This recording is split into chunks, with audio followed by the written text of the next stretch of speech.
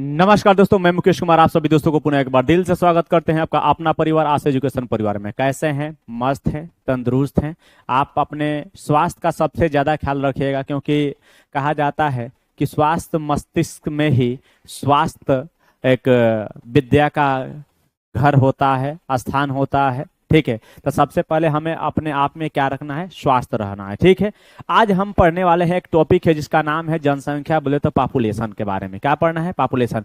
कहा जाता है किसी भी देश की अगर दैनिक स्थिति की गणना करना है तो हम वहाँ के पॉपुलेशन के साथ साथ वहाँ के आर्थिक स्थिति की भी गणना करना चाहेंगे। ठीक है, जैसे कि भारत का है तो जनसंख्या के आधार पर भारत का स्थान जो है दूसरा नंबर पे है, पहला चीन का है। लेकिन अब वर्तमान में अगर जो जनसंख्या जनगणना चल रही है, अगर ये जनगणना चल जाएगी तो यकीन मानिए कहीं ना कहीं हम लोग चाइना से आगे निकल सकते हैं या बराबर भी हो सकते हैं। ठीक है, तो यानी कि यह अगर जनसंख्या किसी भी क्षेत्र या देश के विकास के में महत्वपूर्ण भूमिका निभाती है, क्योंकि देखिए जितना आवश्यकता हम लोगों की होगी उतना ही हम लोग सर्च करते हैं, रिसर्च करते हैं। ठीक है, तो सर ये पता कैसे चलता है किस देश की जनसंख्या कितनी है? तो सबसे पहले उसके लिए जनगणना कराई जाती है। जनगणना कितने वर्ष पर होता है? भारत में मैं बात कर रहा हूँ तो भारत में 10 वर्ष पर एक बार जनगणना होती है। ठीक है, यानी कि 10 की जनगणना होती है। ठीक है, अच्छा, यह सिलसिला कब से चालू हुआ सर? तो यह 1872 में सिलसिला चालू हुआ, जब लॉर्ड मेयो भारत का उस समय वायसराय बन के था। 1872, यानी कि 1872 में वायसराय हुई था, लॉर्ड मेयो के समय जनगणना हुआ था। लेकिन यह नियमित रूप से जनगणना नहीं थी। नियमित रूप से जनगणना नहीं थी। नियमित रूप से जनगणना नियमित रूप से का मतलब होता है कि अब हुआ तो फिर अगला साल भी, मतलब 10 साल के बाद भी होना चाहिए। तो यह हुआ 1881 में। 1881 में जब लॉर्ड रिपन भारत का वायसराय बन के आया, जिसे भारत का उदारक की संज्ञा दिया जाता है, तो लॉर्ड रिपन ने 1881 में भारत की जनगणना नियमित रूप से कराई। तब से जनगणना हो रही है। अभी हमारी जो जनगणना चल रही है, 2011 की जनगणना चल रही है। ठीक है, वो 2021 में होने वाली थी, लेकिन कोरोना की वजह से 2021 में जनगणना नहीं हुई। तब वर्तमान में फिर से जनगणना चल रहा है। अब इसी में एक आता है जातिगत जनगणना। जातिगत जनगणना का मतलब होता है जाति के आधार पर किया गया जनगणना जातिगत जनगणना कहलाता है, जो कि बिहार में हुआ है।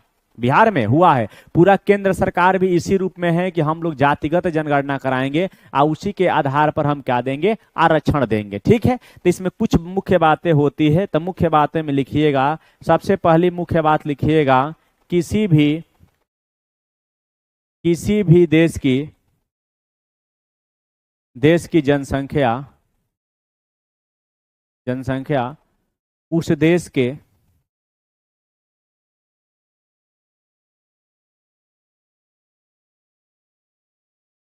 उस देश के देश को लिखे, देश को आगे बढ़ाने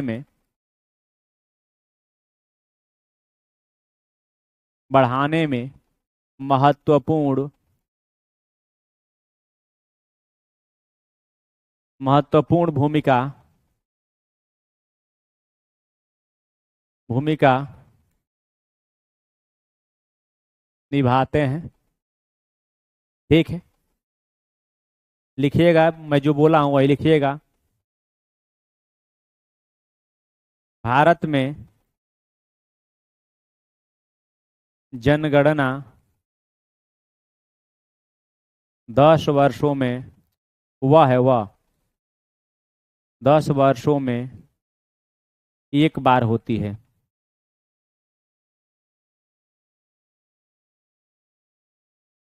10 वर्षों में एक बार होती है, लिखिएगा। सबसे पहली जनगणना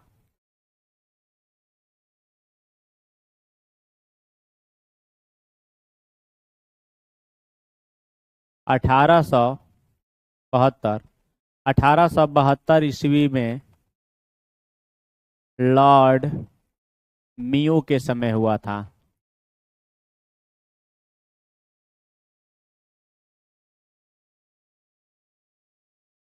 हुआ था लेकिन लेकिन नियमित जनगणना लेकिन नियमित जनगणना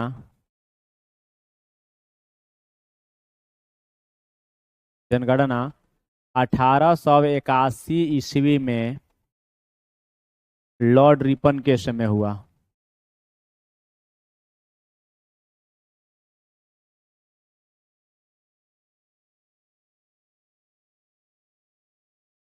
किसके समय हुआ है? लॉर्ड रिपन के समय हुआ है, बात खत्म हो गया। तब से कहा गया है कि हर नियमित रूप से जनगणना चलेगी, अब इसमें कहीं से ई फॉरवर्ड नहीं होना चाहिए, ठीक ना, ई फॉरवर्ड नहीं होना चाहिए, ठीक है। थोड़ा सा यहाँ पे बात अगर देखना चाहें तो देख लीजिएगा, भारत की जनसंख्या का आकार और संख्या के आधार पर वितरण, ठीक है। कह रहा है कि भारत में पूरा विश्व के, देखिए पूरा विश्व में जो है भारत की जो जनसंख्या है 17.5% है पूरा विश्व का, ठीक है। यानी कि इतना परसेंटेज क्या है, तो ये भारत का है, ठीक है। क्षेत्रफल के दृष्टि से पूरा भारत का क्षेत्रफल 2.4%, यानी कि मैं पहले भी बता चुका हूं कि विश्व के अगर मैं जनसंख्या, विश्व के जनसंख्या में भारत का स्थान कितना है, तो भारत का स्थान दूसरा है, तो पहला कौन है, तो पहला चीन हो जाएगा, ठीक है। अगर विश्व के जनसंख्या में भारत के जनसंख्या का परसेंटेज कहें तो 17.5%, ठीक है। अगर क्षेत्रफल में मैं पहले ही लिखा चुका हूँ, क्षेत्रफल में भारत का स्थान सातवां है भैया। अब विश्व के क्षेत्रफल की अगर मैं बात करूं, विश्व के क्षेत्रफल का अगर परसेंटेज में बात करूं तो 2.43% भारत का क्षेत्रफल है। ये बात इतना नोट करिएगा, क्या है, भारत का क्षेत्रफल है, ये बात इतना नोट कर लीजिएगा, ठीक है। चलिएगा, ये बात नोट कर लीजिए। अच्छा है, थोड़ा सा मिटा के यहीं पे लिख देते हैं, कुछ मुख्य बातें हैं, जो मुख्य बातें हैं जो आपको जानना चाहिए, आपके लिए बहुत अच्छी बात है, आपके लिए बहुत अच्छी बात है, ये जानने की जरूरत होती है, ठीक है। लिखिएगा, भारत में, लिखिए भारत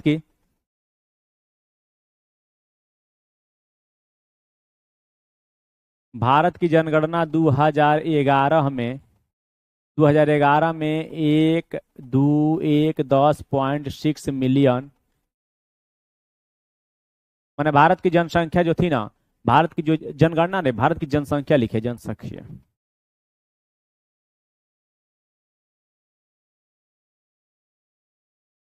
मैंने कहने का मतलब है कि भारत की जनसंख्या 2011 की जनगणना के अनुसार एक सौ 1210 है, क्या है, 1210.6 मिलियन है, ठीक है। जो कि विश्व की जनसंख्या का, लिखिएगा, विश्व की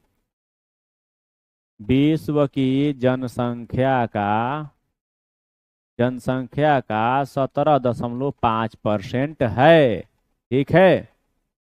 चल लिखिएगा आगे, ये 3.28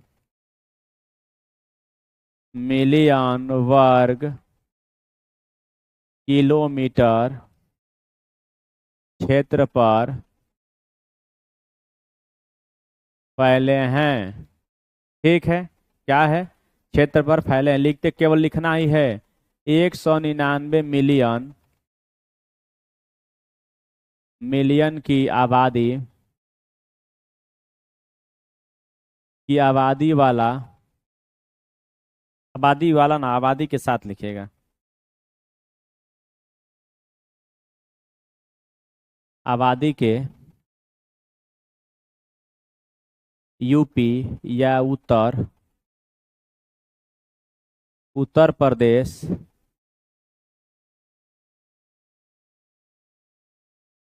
सबसे अधिक है,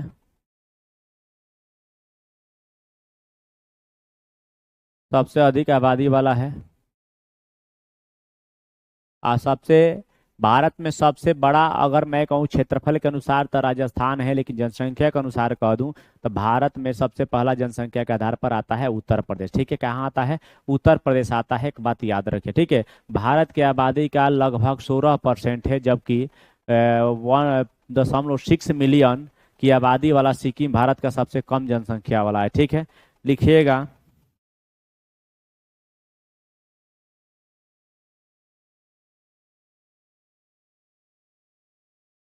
भारत की जनसंख्या का 16% है, यूपी की जनसंख्या मैं बात कर रहा हूँ, ठीक है। लिखिएगा, सबसे कम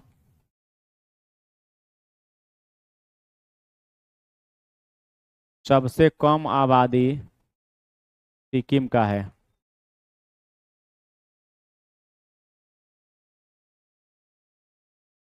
सिक्किम का है 0.6 मिलियन।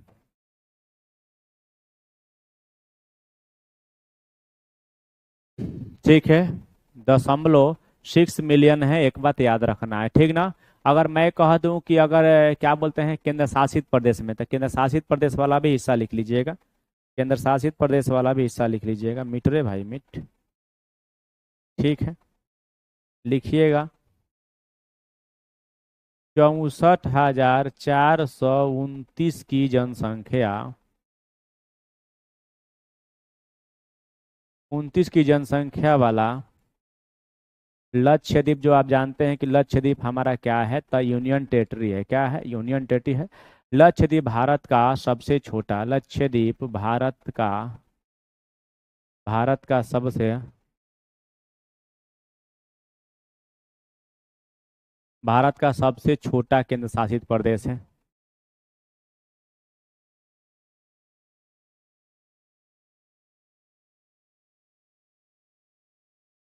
क्या है? अगर जनसंख्या के बढ़ते दूरी क्रम में अगर मैं लिख दूं, जनसंख्या के बढ़ते दूरी क्रम में अगर मैं लिख दूं बाबू, तो लिखिएगा सबसे पहले यूपी आता है, उसके बाद महाराष्ट्र आता है, एमएच मतलब महाराष्ट्र। महाराष्ट्र के बाद आपका बिहार आता है, बिहार का बी आर लिख देते हैं। बिहार का भी वेस्ट बंगाल आता है भैया, वेस्ट बंगाल के बाद एपी बोले तो आंध्र प्रदेश आता है। ठीक है, आंध्र प्रदेश लिखिएगा। ये इसमें लिखिए, इसमें इसमें भारत की 50% आबादी निवास करती है।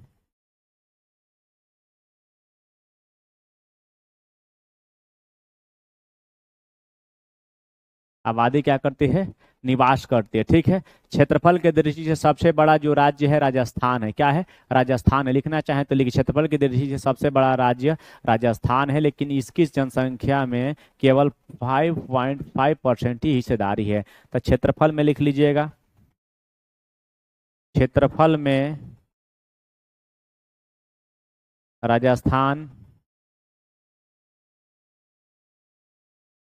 मध्य प्रदेश, महाराष्ट्र और यूपी, चार बड़े राज्य हैं।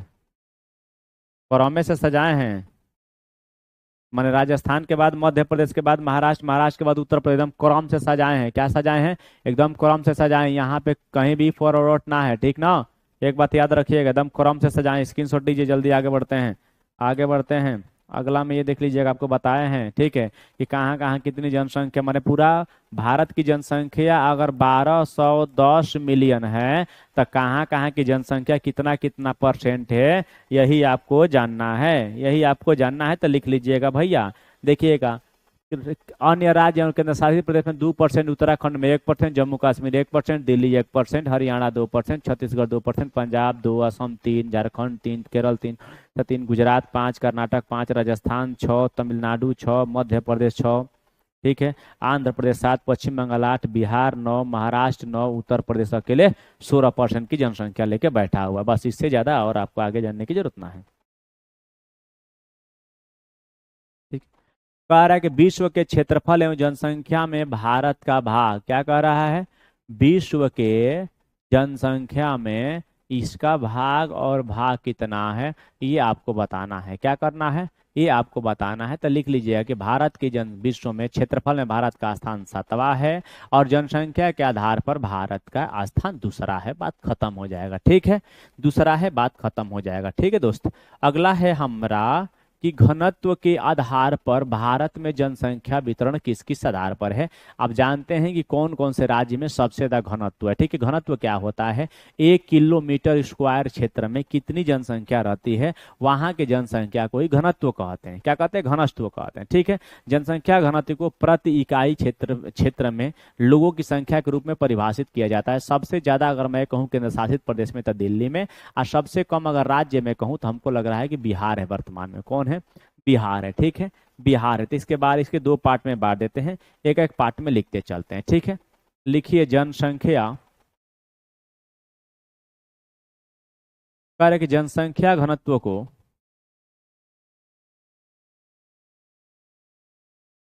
को प्रति इकाई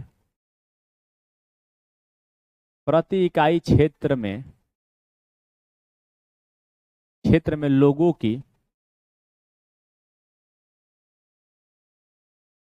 लोगों की संख्या के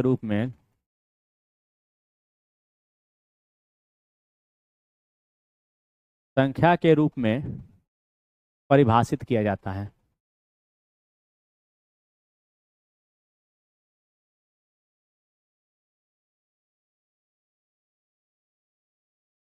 यानी कह रहा है कि 1 किलोमीटर वर्ग स्क्वायर क्षेत्रफल में कितने लोग रहते हैं, उतने ही लोग को जनसंख्या घनत्व कहा जाता है। यह एक क्षेत्र की बहुत स्पष्ट तस्वीर प्रदान करती है। भारत दुनिया में घनी आबादी वाले क्षेत्र में से एक है जिसकी जनसंख्या घनत्व 382 प्रति वर्ग किलोमीटर है। तो लिखिएगा 2011 की जनगणना के अनुसार, 2011 की जनगणना के अनुसार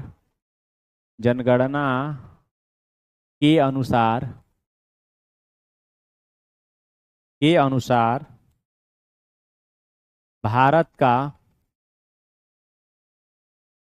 जनसंख्या घनत्व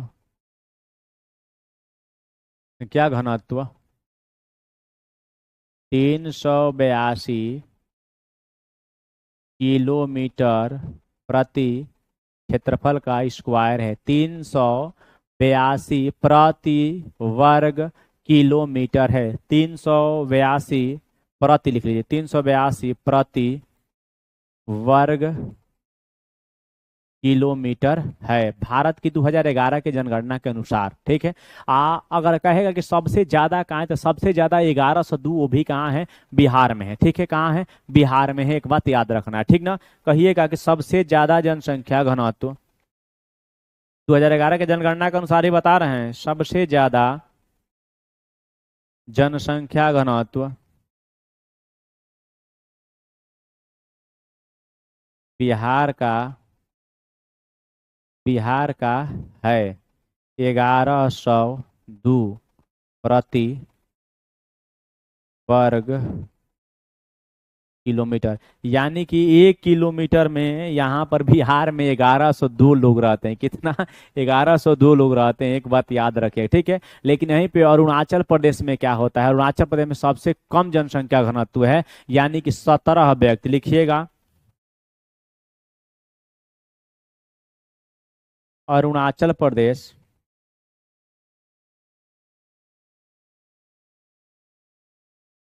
का जनसंख्या घनत्व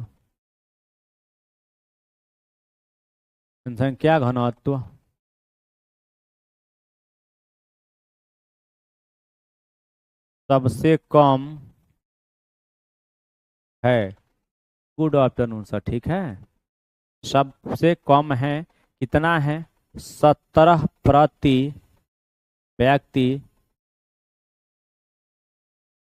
17 प्रति व्यक्ति वर्ग किलोमीटर। ठीक है। यानी घनत्व के आधार पे सबसे ज्यादा घनत्व है बिहार का और सबसे कम घनत्व है आपका अरुणाचल प्रदेश का, 17 व्यक्ति जो प्रति वर्ग किलोमीटर है। ठीक है, 17 व्यक्ति, यहाँ व्यक्ति को आगे लगा लीजिएगा, प्रति को पीछे लगा लीजिएगा। ठीक है, 17 व्यक्ति प्रति वर्ग किलोमीटर है। एक बात याद रखना है, ठीक ना। अगर मैं कहूँ कि प्रति वर्ग किलोमीटर के 250 से कम, अगर 100 व्यक्ति से अधिक जनसंख्या के साथ अगर मैं बात करूं, ठीक है, तो कौन कौन से हो जाएंगे, मैं शॉर्ट फॉर्म में लिखवा देता हूं, थोड़ा सा लिख लीजिएगा। ठीक है, लिखिए, आगे लिखिएगा, क्या लिखेंगे, लिखिएगा प्रति वर्ग किलोमीटर, प्रति वर्ग किलोमीटर 250 से कम और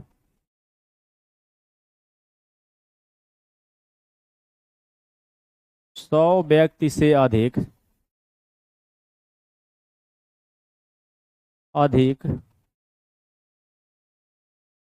जनसंख्या वाले कौन कौन है भैया, तो लिखिएगा। यहाँ से शॉर्ट फॉर्म में लिखेंगे, पूरा फुल फॉर्म में नहीं लिखेंगे, शॉर्ट फॉर्म में लिखेंगे, आपके लिए आसान रहेगा। तो सबसे पहले कौन आ जाएगा, मध्य प्रदेश। ठीक है, अच्छा, मध्य प्रदेश में कितना है, तो लिखिएगा 236 है। ठीक है, उसके बाद राजस्थान लिखिएगा, राजस्थान में कितना है, तो 201 है। उसके बाद छत्तीसगढ़ लिखिएगा। छत्तीसगढ़ में कितना है सर? तो हम कहेंगे कि 189 है, 108 9, ठीक है। उसके बाद उत्तराखंड में कितना है? उत्तराखंड में भी 189 है, ठीक है। और मेघालय में कितना है? मेघालय में 132 है। हिमाचल प्रदेश में कितना है? हिमाचल प्रदेश में हमको लगता है कि हिमाचल प्रदेश में भी 123 है। 100 क्या है? 23 है। उसके बाद हिमाचल प्रदेश में मणिपुर होगा, क्या होगा? अच्छा, मणिपुर में कितना है? तो मणिपुर में हमको लग रहा है कि 122 है। कितना है? 122 है। और नागालैंड में 119 है।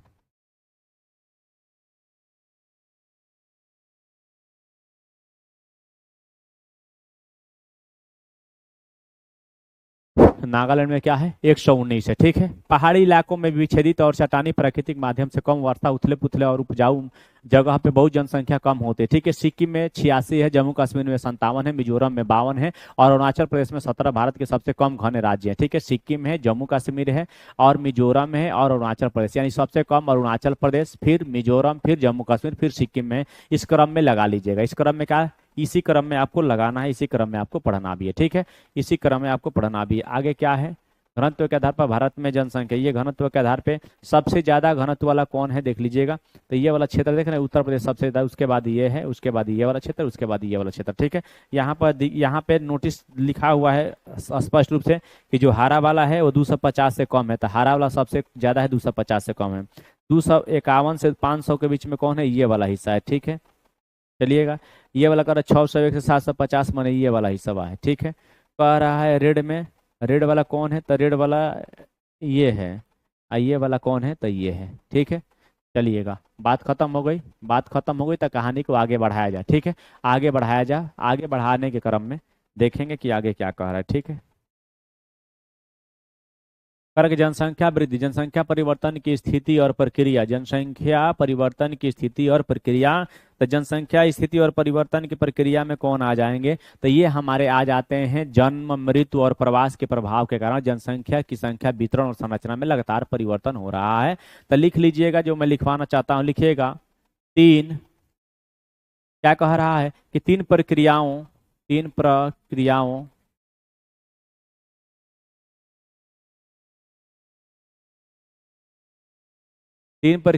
अर्थात जन्म, पहला हो जाएगा जन्म, मृत्यु,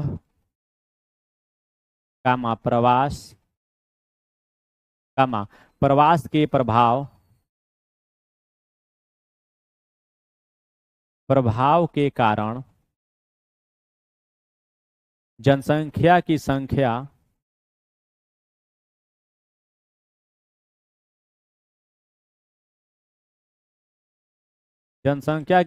वितरण और संरचना में, वितरण और संरचना में, वितरण और संरचना लिखिए, संरचना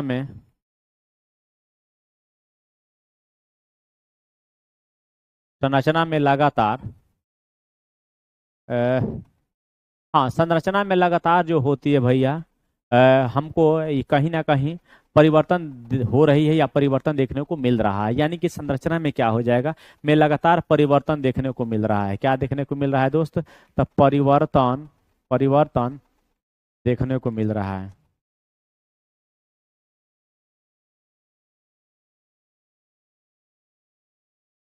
क्या कर रहा है? परिवर्तन देखने को मिल रहा है। एक बात याद रखना, ठीक है। परिवर्तन देखने को मिल रहा है तो कहेंगे जी सर समझ में आ रहा है, ठीक है। जी सर समझ में आ रहा है, ठीक है। आगे मैं बढ़ूंगा अगर आप लोग कहिएगा तब। बिना आप लोगों के मर्जी से मैं आगे नहीं बढ़ सकता हूं मेरे मित्रों, ठीक है। इसको यहाँ मिटा दीजिए, फिर से मिटा दीजिए। इस लाइन को थोड़ा सिखा देते हैं हम। जनसंख्या लाखों में, सबसे ज्यादा जनसंख्या लाखों में, ठीक है। 1901 में इतना थी, 1911 में इतना थी, 1921 में देखिए 251 थी, 1931 में इतना हो गई, 1941 में इतना, अरे भाड़ में जा जा जा जा जा 2011 में कितना हो गया? तो इतना हो गया, ठीक है, इतना हो गया। यानी कि जनसंख्या जो वृद्धि हो रही है, लेकिन जनसंख्या में एक बार कमी देखने को मिली है, जो कि आप यहाँ देख सकते हैं। यहाँ 252 है और यहाँ पे 251 है, यानी कि 1921 को जनसंख्या विभाजन का काल कहते हैं, यानी कि जनसंख्या में गिरावट का काल कहते हैं। एक बात याद रखना है, ठीक ना। एक बात याद रखना है, क्योंकि यहाँ से पूछा जाता है, ठीक है।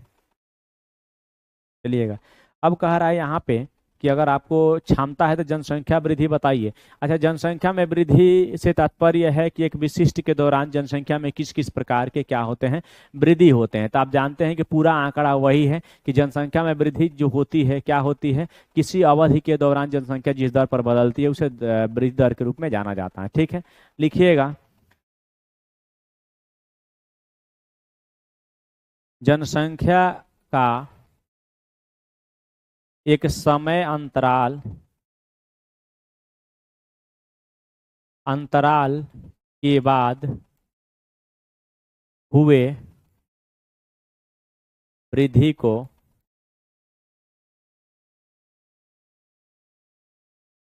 जनसंख्या वृद्धि कहते हैं, ठीक है। इसे इसे सामान्यतः इसे सामान्यतः अगर मैं कहूँ सामान्यतः वार्षिक रूप में, हाँ सामान्यतः वार्षिक रूप में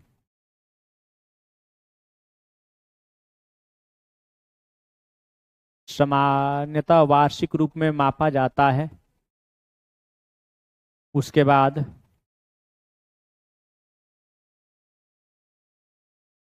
बाद वार्षिक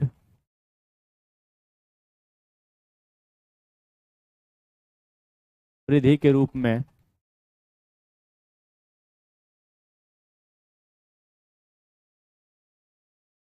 मापा जाता है, ठीक है। वृद्धि के रूप में मापा जाता है। यहाँ जनसंख्या का जिस जिस तरीका से विभाजन हुआ, जिस जिस तरीका से जनसंख्या बढ़ी है, टोटल के टोटल मैं बात यहाँ पे लिखवा दिया हूँ। ऐसा कुछ भी नहीं है जो नहीं लिखा है, ठीक है। ऐसा कुछ भी नहीं है जो नहीं लिखवाया हूँ, ठीक है। चलिएगा, आगे बढ़ते हुए बढ़ेंगे नहीं, अभी इसमें कुछ पॉइंट है जो आपको लिखना पड़ेगा। कुछ पॉइंट है जो आपको लिखना पड़ेगा। क्या पॉइंट है दोस्त? तो पॉइंट यही है सर, यही है सर कि भारत की जो जनगणना हुई थी, भारत की जनसंख्या जनसंख्या 1951 में 361 मिलियन थी। कितना? 361 मिलियन से थी नहीं, मिलियन से लिखिएगा। मिलियन से बढ़कर 2011 में 1210.6 मिलियन हो गई।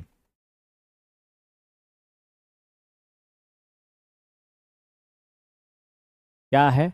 6 मिलियन हो गई। एक बात याद रखना है, ठीक है। तो आपको लगेगा कि जी सर ये बात हमको समझ में आ रहा है, ठीक है। लेकिन 1951 से लेके 1981 तक तेजी से बढ़ी, लेकिन 1981 से यह धीमे हो गई। क्या हुई? 1981 से धीमे हो गई, ठीक है।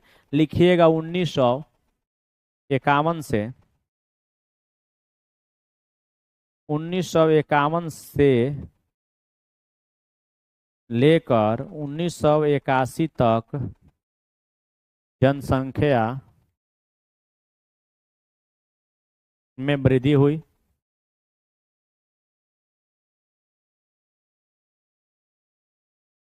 हुई, लेकिन 1981 से वृद्धि रुकने लगी।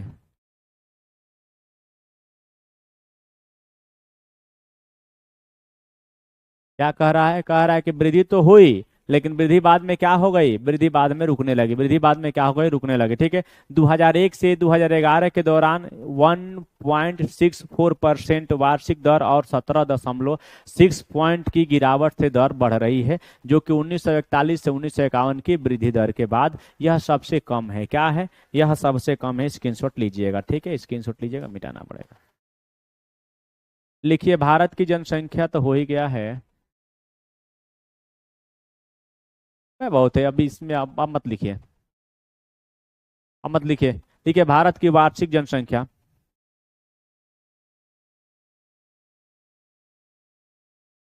वार्षिक जनसंख्या वृद्धि दर 17 दशमलव, 17.5% लिख लीजिए, 17.6 लिखिएगा, 17.6% है। यानी कितना परसेंट से बढ़ रही है और कोई दिक्कत नहीं है, ठीक है। इतना ही परसेंट से बढ़ रही है और बढ़ रही है और कोई दिक्कत ना है, ठीक है। बढ़ रही है तो बढ़ने दीजिए, ठीक है। बढ़ रही है तो बढ़ने दीजिए, कोई दिक्कत ना है, ठीक है। अब हम आगे बढ़ेंगे, आगे बढ़ेंगे। अगला जो हेडिंग होगा वो जनसंख्या परिवर्तन वृद्धि की प्रक्रिया हो जाएगी। क्या हो जाएगी? जनसंख्या परिवर्तन वृद्धि की परिवर्तन हो जाएगी। ये बात याद रखना है। ये बात में कुछ ही पॉइंट आपको लिखना है, बाकी पॉइंट लिखने की जरूरत आपको नहीं है। दिख नहीं रहा है क्या साफ साफ? साफ ना दिख रहा होगा तो हम क्या करेंगे, थोड़ा सा बड़ा करेंगे और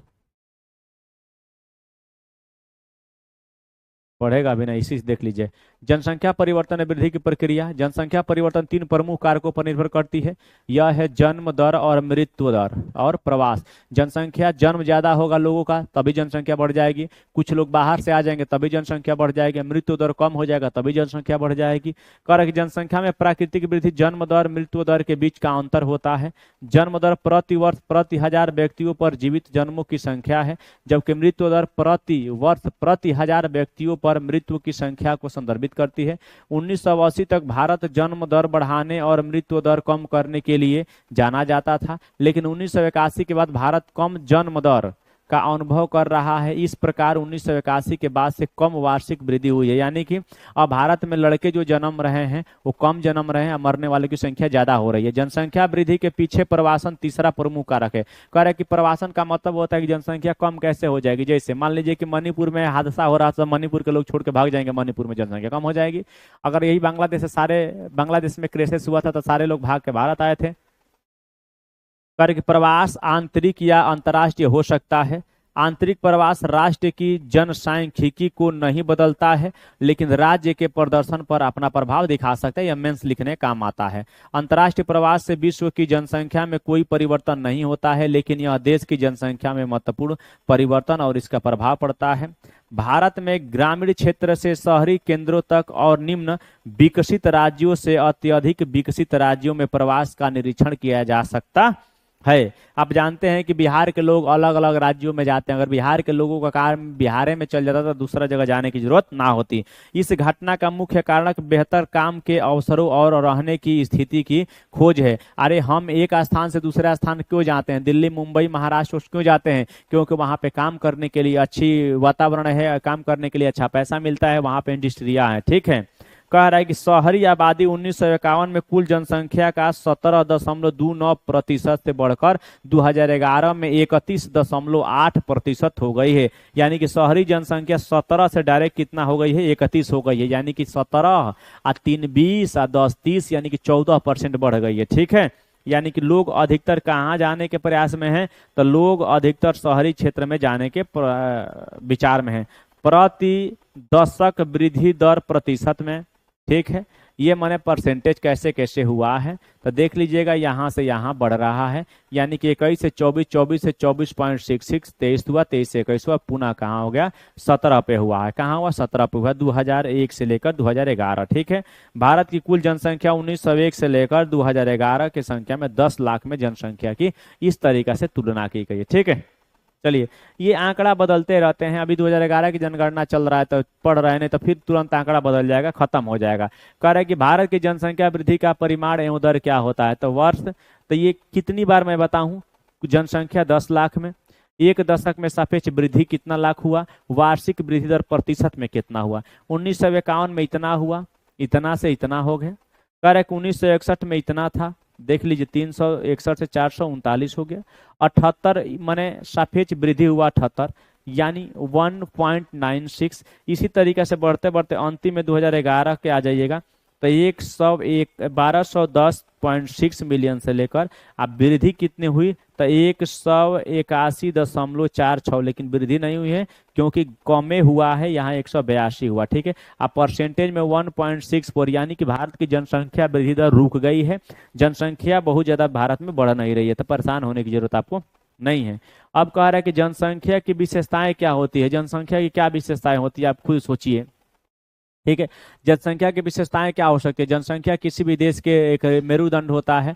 जनसंख्या जो होती है, भारत हो या विश्व हो, कोई भी हो, ठीक है, वहां पर लोग जो इतने होते हैं, भारत के नींव को आगे बढ़ाते हैं, अपने खोज को आगे बढ़ाते हैं, ठीक है, अपने खोज को आगे बढ़ाते हैं, अपने आवश्यकताओं को पूरा करने के लिए विभिन्न प्रकार की खोजें करते हैं।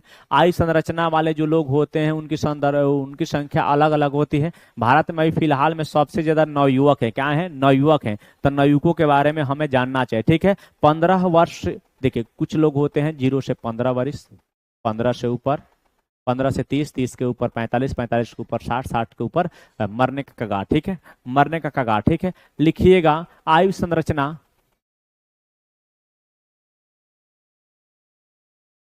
आयु संरचना एक क्षेत्र में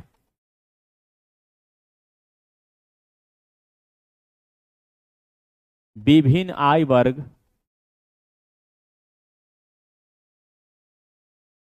वर्ग वाले लोगों, आयु वर्ग के लोगों की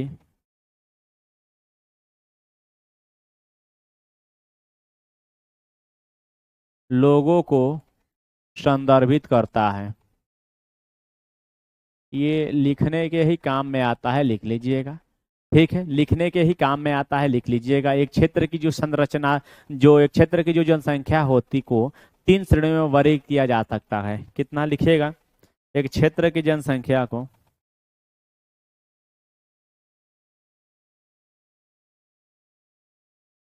क्षेत्र की जनसंख्या को 3 श्रेणियों में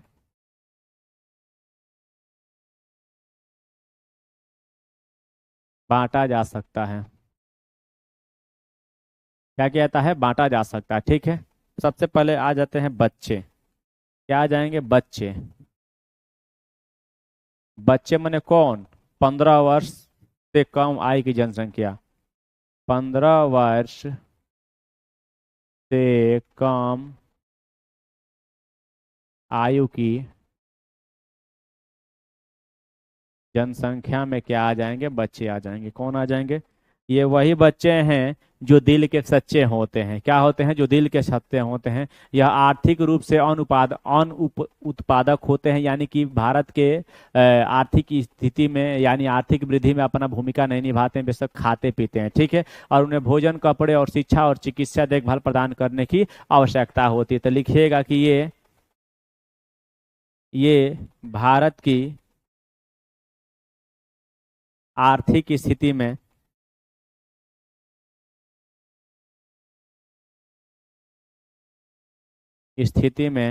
मदद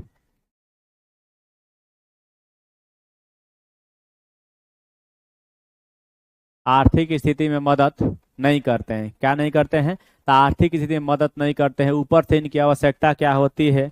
ऊपर से ये इनको शिक्षा,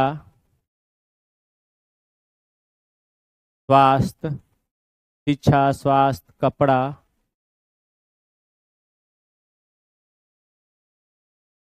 भोजन,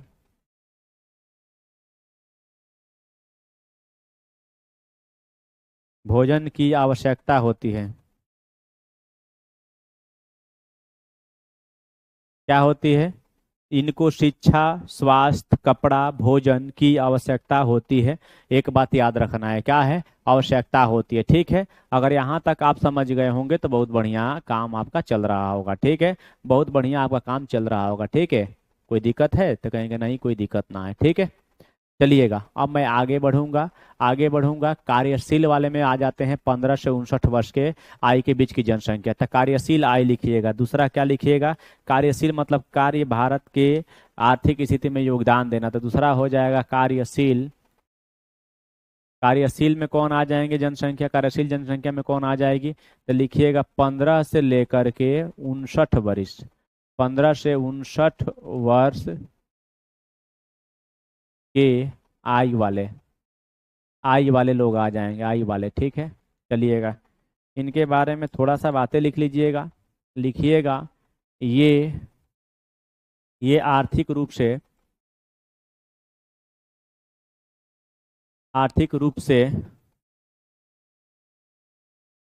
उत्पादक का कार्य करते हैं, कार्य कार्य तो कर सकते हैं।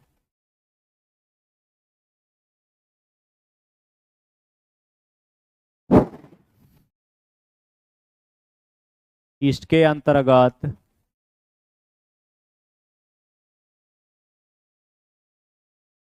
कार्यशील लोग आते हैं। एक मिनट, थोड़ा आँख खुजला रहा है।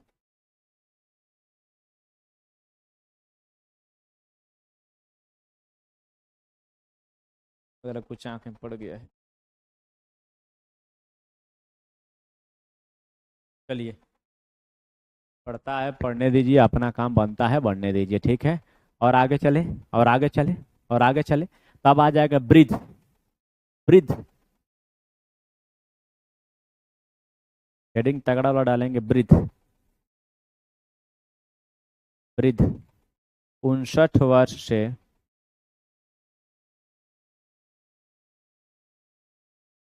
अधिक आयु वाले।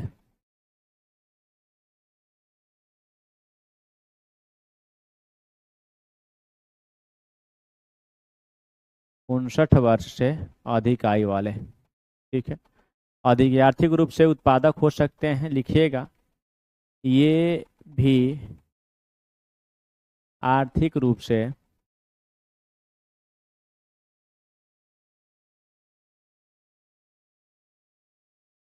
आर्थिक रूप से उत्पादक हो सकते हैं, हालांकि हालांकि वे सेवानिवृत्त हो सकते हैं, हालांकि वे सेवानिवृत्त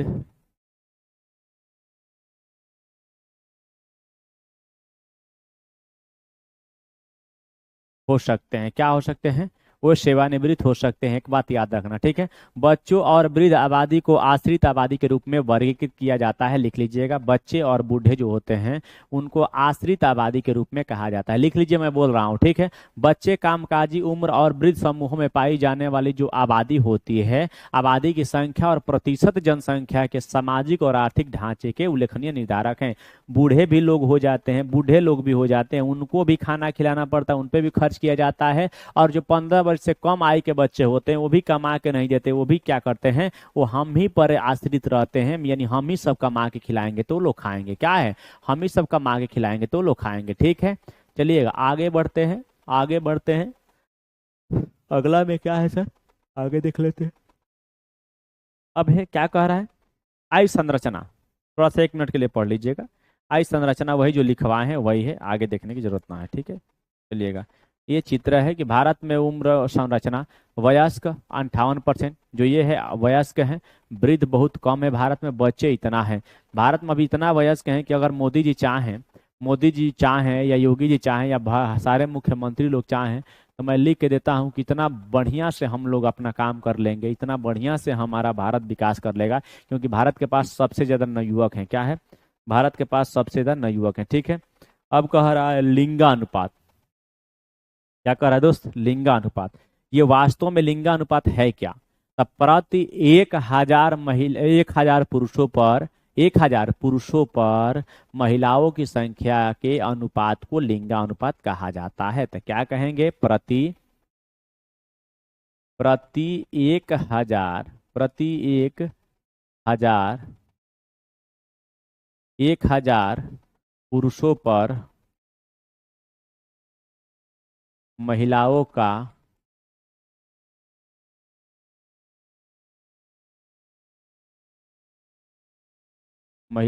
अनुपात लिंगानुपात कहलाता है। लिंगानुपात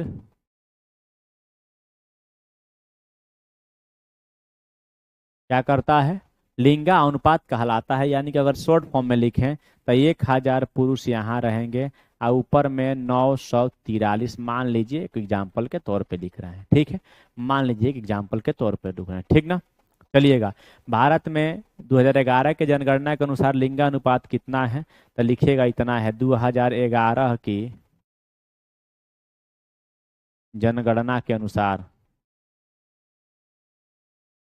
जनगणना के अनुसार 1000 पुरुष पर 943 महिलाएं हैं। यानी कि एगो पुरुष से एगो अगर महिला शादी कर लेती है तो 57 गो पुरुष कुंवारे मर जाएंगे। क्या मर जाएंगे, कुंवारे मर जाएंगे, ठीक है। लेकिन फिर भी देखिएगा, तो एक लड़की हो वो भी 4-5 गो बॉयफ्रेंड रखी है, और एक लड़का है वो भी 4-5 गो गर्लफ्रेंड रखा है। यानी कि लड़का और लड़के मिलकर जानते हैं क्या कर रहे हैं, संतुलन बनाने का कार्य कर रहे हैं। क्या बना रहे हैं, संतुलन। देखिए कोई ऐसा लड़का नहीं होगा, मतलब कुछ परसेंट को छोड़ के, नहीं तो गिर जाएंगे, कुछ परसेंट को छोड़ के कोई ऐसा लड़का नहीं होगा कि जिसके पास 4-5 गर्लफ्रेंड ना हो। कुछ लड़कियों को भी छोड़ के कुछ ऐसी लड़कियां होगी जिसके पास 4 से 5 बॉयफ्रेंड है। एक तो कैफे में पकड़ाई थी, 6 को घुमा रही थी। 6 को हैंडल किस प्रकार से करती थी ये भगवान। चलिए अब हम कुछ ना कहेंगे, हैंडल भी करना, ठीक है। ये थोड़ा सा जनसंख्या के बारे में देख लीजिए। तालिका, भारत लिंगानुपात 1951 से 2011 तक किस तरीके से बढ़ी। जनगणना वर्ष, लिंगा अनुपात प्रति 1000। 1951 में 946 थी, मैंने 1951 में 1000 पुरुष पर 946 महिला थी। 1961 में 941, 1971 में 930, 1981 में 934, 1931 में 91 में 929, 2001 में 933 और 2011 में 943। यानी कि सबसे तो बढ़िया यही था ना 1951 वाला, तो 943 हुआ है। यानी कि अभी भी महिलाओं की संख्या बहुत कम है, अभी भी महिलाओं की संख्या क्या है, कम है। एक बात याद रखना है, ठीक ना। थोड़ा सा आगे देखें, आगे क्या लिखे हम। अच्छा साक्षरता दर आ गया, चलिए लिखिए। 2011 के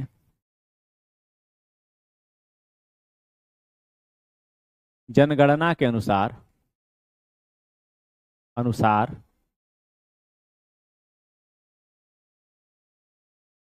सबसे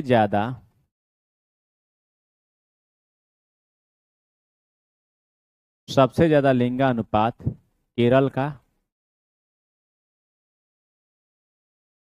ठीक है। सबसे कम हरियाणा का है, ठीक है। सबसे ज्यादा अगर कहेगा केरल का है और सबसे कम कहेगा तो हरियाणा का है। अच्छा केरल में है कितना, तो 1084 है। 1000 क्या है, 84 है, ठीक है। 1000 क्या है, 84 है। अगर हरियाणा में कहें तो 877 है, ठीक है। हरियाणा में इतना खराब है कि 877 है, ठीक है।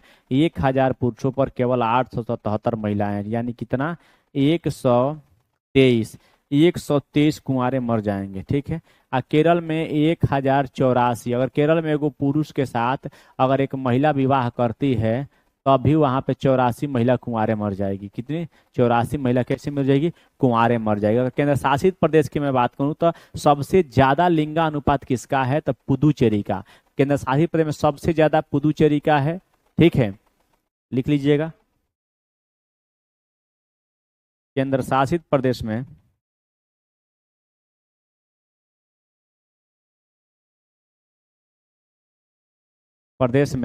पुदुचेरी कितना है, 1000 अगर पुरुष वहां पर है तो वहां पर 1038 महिला भी है। कितना है, 1038 क्या है, महिला भी है। यानी कि एक महिला से एक पुरुष विवाह करेगा फिर भी वहां पे 38 महिलाएं मर जाएंगे, कुंवारे। क्या मर जाएंगी, कुंवारे मर जाएंगे, ठीक है। अगर दिल्ली की लिंगानुपात कहेगा तो 866 है, जो सबसे खराब है। अगर दिल्ली का पूछेगा तब क्या कहेंगे, दिल्ली, तो दिल्ली में 1000 पुरुषों पर 866 महिलाएं हैं। क्या है, 866 महिलाएं हैं। एक बात याद रखना, ठीक ना।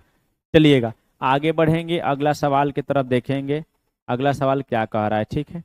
अब है साक्षरता दर। देखिए किसी भी देश के नागरिक कितने पढ़े लिखे हैं, कितने उसमें कौशलों का विकास हुआ है, उसी को हम साक्षरता दर कहते हैं। एक शिक्षित और सूचित नागरिक किसी भी राष्ट्र के लिए एक संपादित होता है। साक्षरता का निम्न स्तर आर्थिक सुधार के लिए गंभीर बाधा है। यानी कि अगर साक्षरता कम है तो आर्थिक स्थिति क्या हो जाएगी, खराब हो जाएगी। एक बात याद रखना है, क्या हो जाएगी, आर्थिक स्थिति खराब हो जाएगी। भारत में 2011 के जनगणना के अनुसार सबसे ज्यादा अगर साक्षर देश लिखेगा, सबसे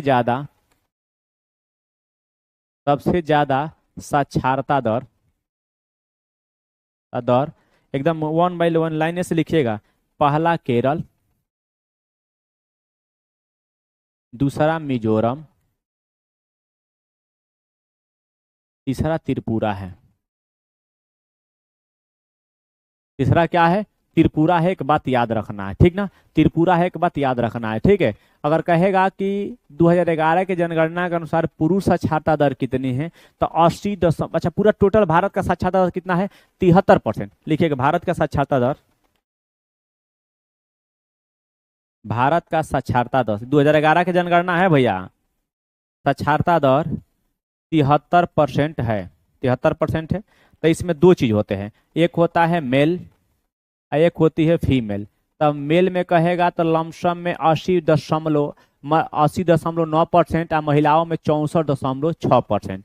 80.9% है, अगर महिलाओं में कहेगा तो 64.6% है, ठीक है, 6%। अच्छा सबसे कम कहाँ का है, सबसे कम, तो सबसे कम साक्षरता दर बिहार का है। इसका है बिहार का। देखिए मैं इस आंकड़ा को थोड़ा बहुत बढ़िया से भी नहीं लिखेगा तो कोई दिक्कत ना है। कारण ये है क्योंकि अभी जनगणना हो रही है, उस जनगणना का रिपोर्ट आएगा तो ये जनगणना रिपोर्ट क्या हो जाएगी, बदल जाएगी, ठीक है, ये बदल जाएगी, मैं ये कह रहा हूँ, ठीक है, ये बदल जाएगी, ठीक है। चलिए 2011 के अनुसार 7 वर्ष या उससे अधिक आयु का व्यक्ति जो किसी भी भाषा में समझ के साथ पढ़ और लिख सकता है उसे साक्षर माना गया है। यानी कि 7 वर्ष से ज्यादा उम्र के बच्चे यदि किसी भी भाषा में पढ़ लेता है, समझ लेता है या लिख लेता है तो यकीन मानिए उसे साक्षर माना गया है। क्या माना गया है दोस्त, तो उसे साक्षर माना गया है, ठीक है। क्या माना गया है, उसे साक्षर माना गया है। आगे देख लेंगे, ठीक है। आगे है व्यवसायिक संरचना।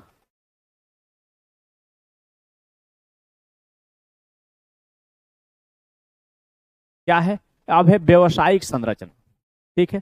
अच्छा एक बात बताइए, व्यवसायिक संरचना में क्या जानना चाहते हैं। व्यवसायिक संरचना केवल सुन लीजिए। व्यवसायिक जो संरचना होती है, व्यवसाय के आधार पर जनसंख्या वितरण को व्यवसायिक संरचना के रूप में जाना जाता है। आमतौर पर व्यवसाय को प्राथमिक गतिविधि, द्वितीयक गतिविधि और तृतीय गतिविधि के रूप में वर्गीकृत किया जाता है। तो बस इसे लिखिएगा, व्यवसायिक संरचना को आमतौर पर तीन भागों में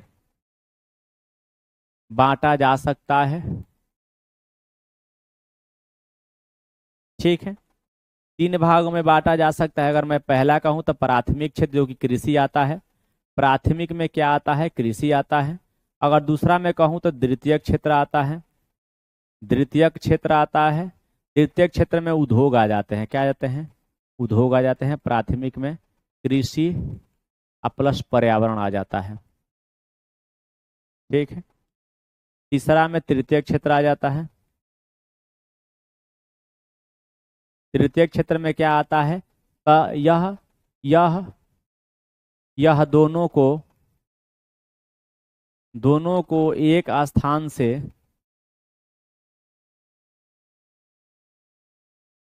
दूसरे स्थान तक ले जाने में मदद करता है। क्या करता है, मदद करता है। एक बात याद रखिएगा, ठीक है, मदद करता है। व्यवसायिक संरचना के आधार पर विकासशील देश और विकसित देश में विभाजित किया गया है। भारत विकासशील देश है, विकसित ना है। तो भारत कैसा देश है? विकासशील देशों के बीच कई प्रमुख अंतर बताते, ठीक है। विकसित राष्ट्र में द्वितीयक और तृतीयक व्यवसाय में काम करने वाले लोगों की संख्या अधिक होती है, जबकि एक विकासशील राष्ट्र में अधिकांश आबादी अभी भी प्राथमिक गतिविधि में काम करती है। यानी कि आज भी भारत की जो सबसे बड़ी जनसंख्या है वो किस में काम कर रही है? तो प्राथमिक क्षेत्र में काम कर रही है। लेकिन अगर यही देखेंगे विकसित देश का अमेरिका में, तो कंपनी में ज्यादा काम करते हैं, ठीक है। 2011 की जनगणना के अनुसार 64% जनसंख्या प्राथमिक गतिविधि में काम कर रहे हैं और 36% द्वितीयक और तृतीयक गतिविधि में संलग्न है। तो 2011 की जनगणना में कितना, अगर मैं कहूं 2011 की जनगणना में 64% जनसंख्या किसमें काम कर रही है? तो 64% जनसंख्या इसमें काम कर रही है। इस दोनों में, अगर इस दोनों की मैं बात करूं तो 36%, यानी कि 18% की जनसंख्या के आधार पर इसमें काम कर रही है, ठीक है। चलिए, इससे ज्यादा आपको जानने की जरूरत ना है, ठीक है। अब है स्वास्थ्य। किसी भी देश के नागरिक जितने स्वास्थ्य रहेंगे, उतने अच्छे से काम करेंगे तो राष्ट्र को आगे बढ़ाने में उनकी महत्वपूर्ण भूमिका होती है, ठीक है, महत्वपूर्ण भूमिका होती है। स्वास्थ्य जीवन स्तर में वृद्धि से मेल खाता है। स्वास्थ्य आंकड़ों के मामले में भारत ने जबरदस्त वृद्धि दिखाई है। मृत्यु दर 1951 में प्रति 1000 पर 25 से घटकर 2011 में 1000 प्रति व्यक्ति पर 7.2 हो गई है, ठीक है, ठीक है। इसके बारे में लिखना चाहें तो लिखिएगा। किसी भी देश की स्वास्थ्य जनता राष्ट्र को आगे बढ़ाने में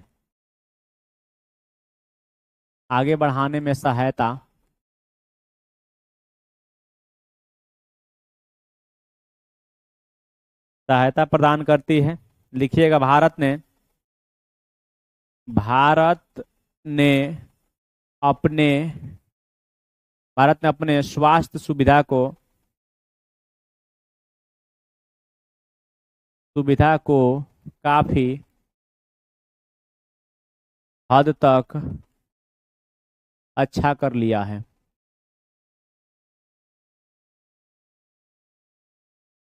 अच्छा कर लिया है, ठीक है। लिखिए, 2011 की जनगणना 2011 की जनगणना के अनुसार अगर मैं कहूं, ठीक है, तो 1951 में जनगणना के अनुसार 1000 बच्चों पर 7.2 बच्चे ही मरते हैं जन्म के समय।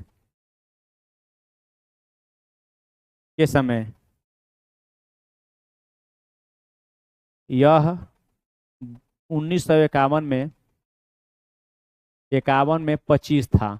यानी कि वर्तमान में हम लोगों ने बहुत आंकड़ा में सुधार लिया है, ठीक ना। चलिएगा, औसतन पर जीवन प्रत्याशा जो होता है उसे क्या बोलते हैं? कोई भी व्यक्ति कितना दिन तक जी सकता है उसे जीवन प्रत्याशा कहते हैं, ठीक है। यही जीवन प्रत्याशा हमारा 1951 में 36.7 वर्ष से बढ़कर 2011 में 67.9 वर्ष हो गया है, ठीक है। यानी कि हमारा जीवन प्रत्याशा, अगर मैं बात करूं आप लोगों से, ठीक है, जीवन प्रत्याशा लिख लीजिएगा। जीवन प्रत्याशा की मैं बात करूं, जीवन प्रत्याशा बता तो क्या है? तो 1951 में अगर आप लोगों से अगर मैं बात करूं और 2011 में मैं बात करूं, 2011 में, तो यहाँ पे 67.67 है, 67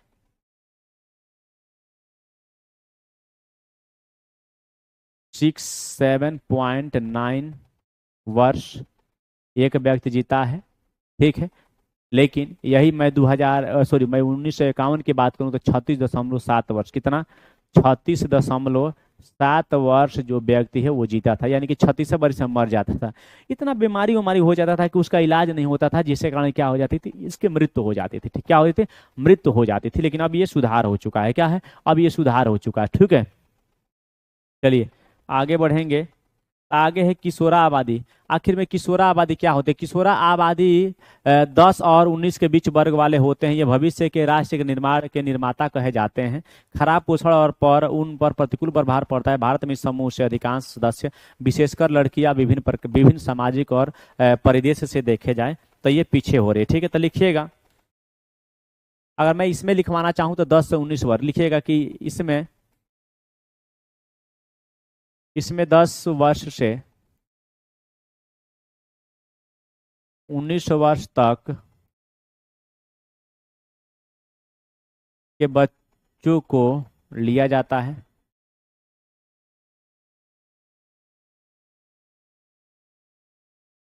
इन्हें राष्ट्र निर्माता के रूप में देखा जाता है।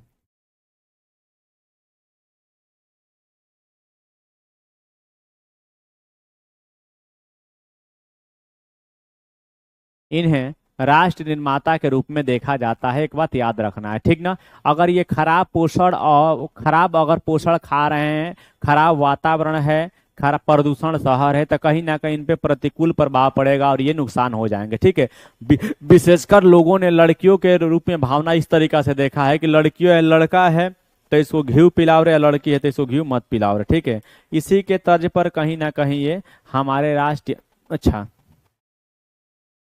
अरे भाई,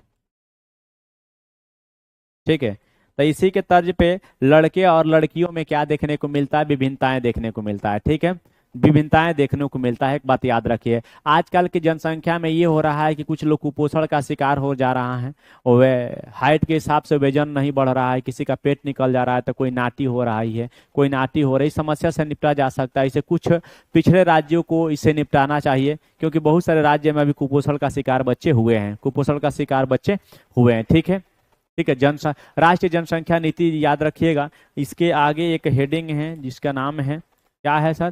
तो राष्ट्रीय जनसंख्या नीति एनएनपी 2000 और किशोर। इसके बीच में जान लीजिएगा कि यह जो है भारत सरकार ने पहली बार 1912 में परिवार नियोजन कार्यक्रम की शुरुआत की थी। एनएनपी 2000 ऐसे कार्यक्रम का परिणाम है। ठीक है, तो लिखिएगा भारत सरकार ने परिवार नियोजन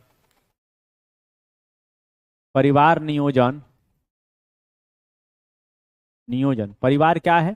परिवार नियोजन सबसे पहले भारत सरकार 1952 में शुरू की थी। परिवार नियोजन भारत ने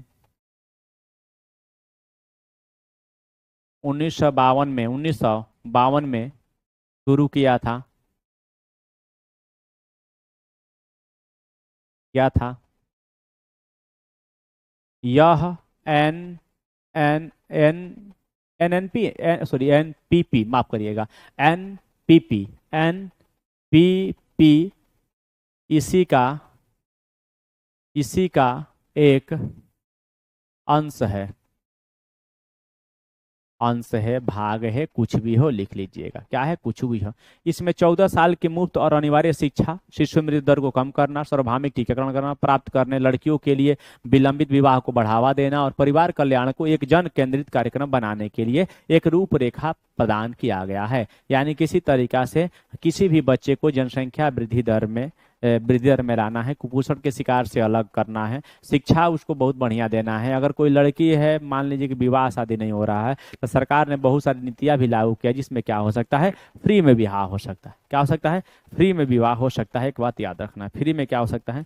विवाह हो सकता है। ठीक है, इसकी कुछ मुख्य बातें हैं, मैं बोल देता हूँ, लिख लीजिएगा। मुख्य बातों में मैं थोड़ा सा काम जो है, लेकिन देख लीजिएगा। ठीक है, पोषण के अलावा एनएनपी 2000 जो होते हैं, अनचाहे गर्भधारण, मान लीजिए बिना मर्जी से कोई लड़की गर्भधारण हो गई है, यौन संचारित रोग हो गया है, मान लीजिए किसी का यौन संचारित रोग जैसे कि एड्स हो गया है, ठीक है, एड्स हो गया है, इससे भी कोई और रोग हो गया है। ठीक है, सुरक्षा और किशोरा की जरूरतों और समस्याओं पर भी ध्यान केंद्रित करता है, जिसका उद्देश्य देरी से शादी और देरी से बच्चे पैदा करने को प्रोत्साहित करता है। यानी कि भारत में पहले 14 वर्ष, माने अगर किसी लड़की का एमसी आ जाता था 13 वर्ष में, तो उस एमसी से पहले उसका शादी होता था। क्यों? क्योंकि वह अपने बाप के बाप के जांघ पे बैठती थी जब कन्यादान होता था, तो कहा जाता है कि एमसी आ जाएगा तो वो नापाक हो जाएगी, जांघ पे वही केवल बैठ सकती है लड़की। एमसी आया हुआ लड़की केवल अपने पति के ही जांघ पे बैठ सकती है और किसी के जांघ पे बैठ नहीं सकती। इसलिए पहले की महिलाओं को एमसी से पहले ही विवाह करा दिया जाता था। ठीक है, आज भी कुछ ऐसे क्षेत्र हैं जहाँ पे 18 वर्ष से कम उम्र के लड़कियों का शादी हो जाता है,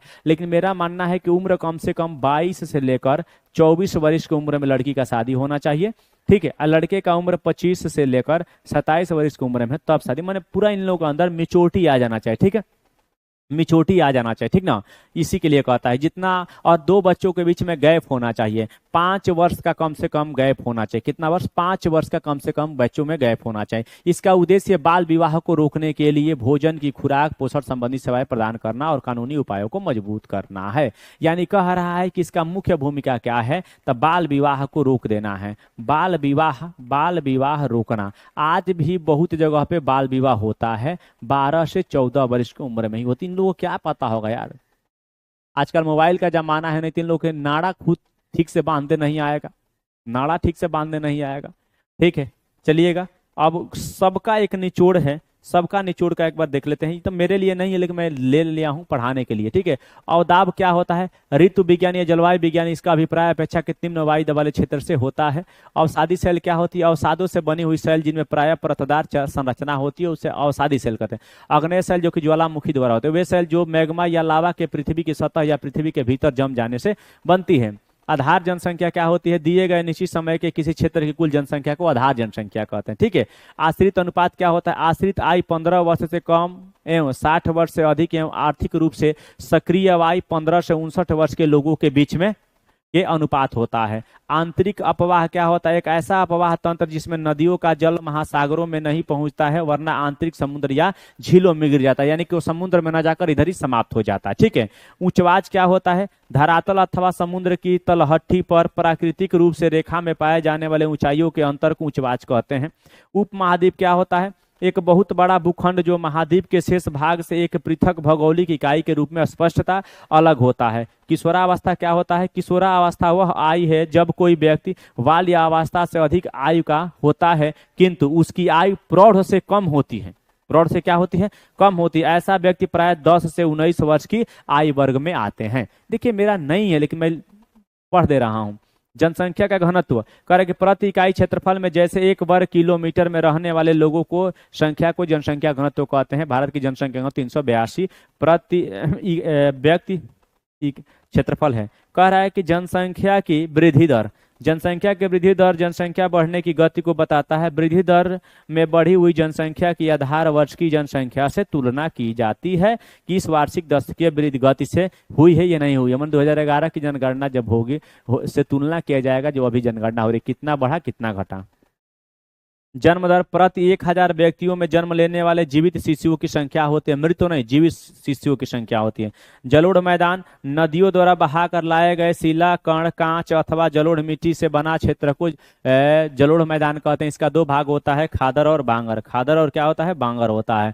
जीवन प्रत्याशा कोई व्यक्ति कितना दिन तक जीवित रहता है। प्रत्येक व्यक्ति की औसत आयु कितना होता है? भारत में 67 वर्ष 9 महीना लोग जीते हैं। जीवोम क्या होता है? एक ऐसी जलवायु दशा वाले क्षेत्र में विभिन्न वर्ग में पाए जाने वाले पादप समूह को कहते हैं। ठीक है, झील क्या होती है? एक जलराशि जो पृथ्वी के सतह के गर्त गड्ढे में हो और चारों ओर से क्या है? पूर्णतया स्थल से घिरी हुई, उसे झील कहते हैं। नवीन युवा पर्वत क्या होता है? पृथ्वी के भूपटल के नवीनतम दौर में बने मोड़दार या वलित पर्वत जैसे हिमालय, अल्प्स और रेडिज राखीज पर्वत जो है किसका है? तो यह नवीनतम पर्वतमाला का उदाहरण है। निम्नजन क्या होता है? जलवायु विज्ञान में यह हवा के नीचे जाने वाली गति है। भूगर्भ विज्ञान में इसका अभिप्राय धरातल की सतह के नीचे धंसने की क्रिया से है। करेक्ट। नेशनल पार्क करेक्ट, एक आरक्षित क्षेत्र जहां प्राकृतिक वनस्पति, वन्य जीव जंतु तथा प्राकृतिक पर्यावरण को सुरक्षित रखा जाता है। पठार कह रहा है कि विस्तृत ऊपर उठा हुआ एक भूभाग जिसके ऊपर का भाग अपेक्षाकृत समतल हो और किनारे तेज ढाल वाले हो।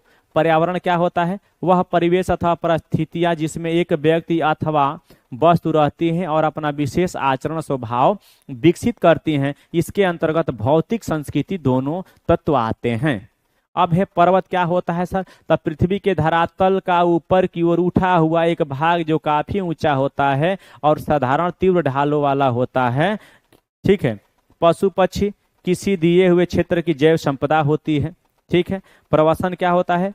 प्रवसन का मतलब होता है भैया कि लोगों का एक स्थान से दूसरे स्थान पर जाकर बसना प्रवर्सन कहलाता है। आंतरिक प्रवर्सन का अर्थ है लोगों का एक ही देश में आना जाना, माने भारत के में जैसे कि महाराष्ट्र का चल जाना दिल्ली, दिल्ली का चल जाना बिहार, बिहार का चल जाना कलकत्ता। ठीक है। तथा बाह्य प्रवास का अर्थ होता है लोगों का एक देश से दूसरे देश में जाना, जैसे कि सऊदी अरब। जब लोग एक देश से दूसरे देश में आते हैं तो इसे अप्रवास कहते हैं, और जब वे उस देश को छोड़ते हैं तब उत्प्रवास कहते हैं। ये पूरा बात पिछली कक्षाओं में मैं लिखा चुका हूँ। ठीक है। ऐसा नहीं है कि मैं जितना पढ़ाया हूँ सब कुछ लिखवा चुका हूँ। ठीक है।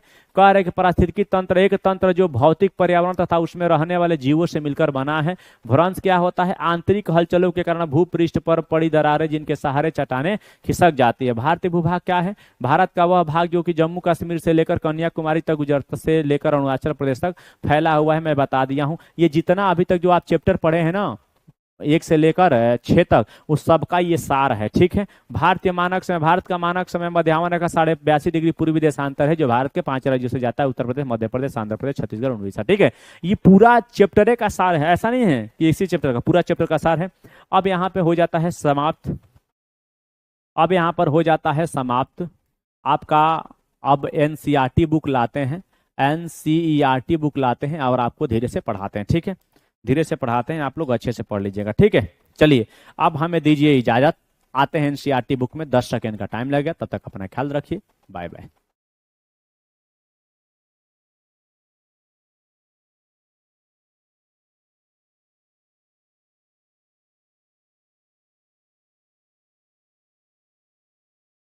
चलिए, तो अभी आप लोगों ने थ्योरी लिख चुका है, थ्योरी बढ़िया से पढ़ा दिए हैं। अब मैं जो पढ़ा रहा हूँ, अब डायरेक्ट एनसीईआरटी किताब लगाया हूँ और उसी एनसीईआरटी को लगा के एकदम लाइन बाय लाइन पढ़ा दूंगा। ठीक है। लाइन बाय लाइन पढ़ा दूंगा, आपको परेशान होने की जरूरत ना है। आप बिल्कुल ही इसमें परेशान नहीं होइएगा। ठीक है। आप बिल्कुल ही इसमें परेशान नहीं होना है आपको। ठीक है। एक एक पार्ट करके मैं पढ़ा दूंगा। ठीक है। चलिएगा, थोड़ा सा छोटा करना पड़ेगा ये वाला हिस्सा। ठीक है। चलिएगा यहाँ से। ठीक है। चलिए आगे देख लेते हैं दोस्त। कह रहा है, क्या आप मानव रहित विश्व की कल्पना कर सकते हैं? संसाधनों का उपयोग एवं सामाजिक तथा सांस्कृतिक वातावरण का निर्माण कौन करता है? समाज एवं अर्थव्यवस्था के विकास में मानव का महत्वपूर्ण योगदान होता है। मानव संसाधनों का निर्माण एवं उपयोग तो करते ही हैं, वे स्वयं भी विभिन्न गुणों वाले संसाधन होते हैं। कोयला तब तक चट्टान का एक टुकड़ा था जब तक कि मानव ने उसे प्राप्त करने की तकनीक का आविष्कार करके उसे एक संसाधन नहीं बनाया। ठीक है। नहीं बना। तो 1 मिनट थोड़ा सा चलिएगा। कह रहे कि प्राकृतिक घटनाएं जैसे बाढ़, सुनामी जब किसी घनी आबादी वाले गांव या शहर को प्रभावित करते हैं तभी वो आपदा बनते हैं। क्या बनते हैं? आपदा बनते हैं। आपदा का मतलब होता है कि अचानक किसी तरीका से, जैसे कि जवनिया गांव जो डूबा है, जवनिया गांव में आपदा आ गई। ठीक है। बादल का फट जाना, ठीक है, लेंस डाउन का हो जाना। आगे देख लेंगे थोड़ा सा बाबू ये वाला हिस्सा। कर इसलिए सामाजिक अध्ययन में जनसंख्या एक आधारित तत्व है। कर यह एक संदर्भ बिंदु है जिससे दूसरे तत्वों का अवलोकन किया जाता है तथा उसके अर्थ एवं महत्व ज्ञात किए जाते हैं। संसाधन आपदा एवं विनाश का अर्थ केवल मानव के लिए ही महत्वपूर्ण है। उनकी संख्या, वितरण, वृद्धि एवं विशेषताएं या गुण पर्यावरण के सभी स्वरूपों को समझने तथा उनकी विवेचना करने के लिए मूल पृष्ठभूमि प्रदान करते हैं। मानव पृथ्वी के संसाधनों का उत्पादन उपभोग करता है, इसलिए यह जानना आवश्यक है कि एक देश में कितने लोग निवास करते हैं, वे कहाँ और कैसे रहते हैं। यानी कह रहा है कि जितने मानव रहेंगे वह प्रकृति का दोहन रेल के करते हैं, रेल के समझ रहे माने ज्यादा करते हैं। तो इसलिए पता लगाना जरूरी होगा कि किस पृथ्वी पर या किस क्षेत्र पे या कितना क्षेत्रफल पर कितने व्यक्ति रहते हैं, आप कैसे रहते हैं, समतल जमीन पे रहते हैं कि पहाड़ों पे रहते हैं, क्या खाते हैं, क्या पीते हैं, किस तरीका से इनकी जनसंख्या वृद्धि हो रहा है, ये सब कुछ जानना पड़ेगा। क्या होगा? ये सब कुछ जानना पड़ेगा आप लोगों को। ठीक है। चलिएगा थोड़ा सा ऊपर जाएंगे, ये वाला बाद में पढ़ेंगे, थोड़ा ये ऊपर वाला देख लेते हैं। ठीक है। चलिएगा, उनकी संख्याओं में वृद्धि क्यों हो रही है तथा उनकी कौन कौन सी विशेषताएं हैं, भारतीय जनगणना हमारे देश की जनसंख्या से संबंधित जानकारी हमें प्रदान करती है। सबसे पहले हम जनसंख्या से संबंधित 3 प्रमुख प्रश्नों पर विचार करेंगे। जनसंख्या का आकार एवं वितरण, आखिर में जनसंख्या का आकार कैसे है और वितरण किस किस प्रकार हो रहा है, लोगों की संख्या कितनी है तथा वे कहाँ निवास करते हैं, जनसंख्या वृद्धि एवं जनसंख्या परिवर्तन की प्रक्रिया, करेंगे समय के साथ जनसंख्या में वृद्धि एवं इसमें परिवर्तन कैसे हुआ है ये देखना है। ठीक है, कारक जनसंख्या के गुण या विशेषताएं, कारक उनकी उम्र, लिंगानुपात, साक्षरता स्तर, व्यवसायिक संरचना तथा स्वास्थ्य की अवस्था क्या है, स्वास्थ्य की अवस्था क्या है। ठीक है, चलिए कारक जनसंख्या का कार्य वितरण करें कि भारत की जनसंख्या का आकार एवं संख्या के आधार पर वितरण करें कि मार्च 2011 तक भारत की जनसंख्या 12,106 लाख थी, जो कि विश्व की कुल जनसंख्या का 17.5% थी।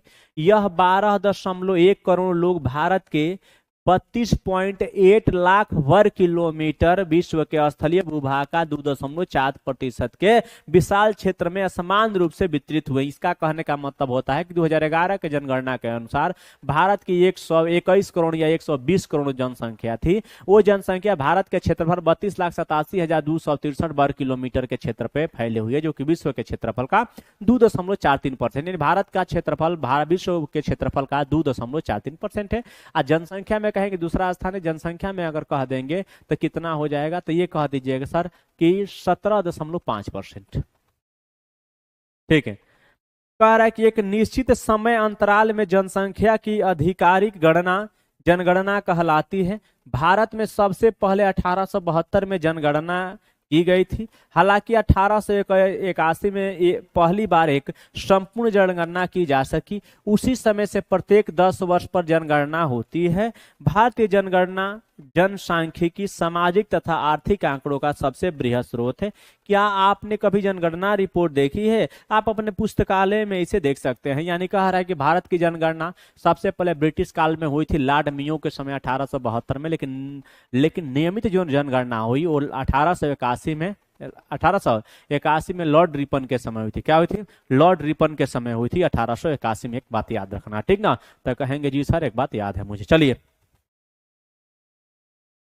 10 साल पे एक बार जनगणना होती। 2011 की जनगणना 2021 में होने वाली थी, लेकिन किसी कारणवश, कोरोना के कारणवश नहीं हो पाई। ठीक है, कोरोना के कारणवश नहीं हो पाई। ठीक है, चलिए, कह रहा है कि 2011 की जनगणना के अनुसार देश की सबसे अधिक जनसंख्या वाला राज्य उत्तर प्रदेश है, जहां की कुल आबादी 1990 लाख है। उत्तर प्रदेश में देश की कुल जनसंख्या का 16% हिस्सा निवास करता है।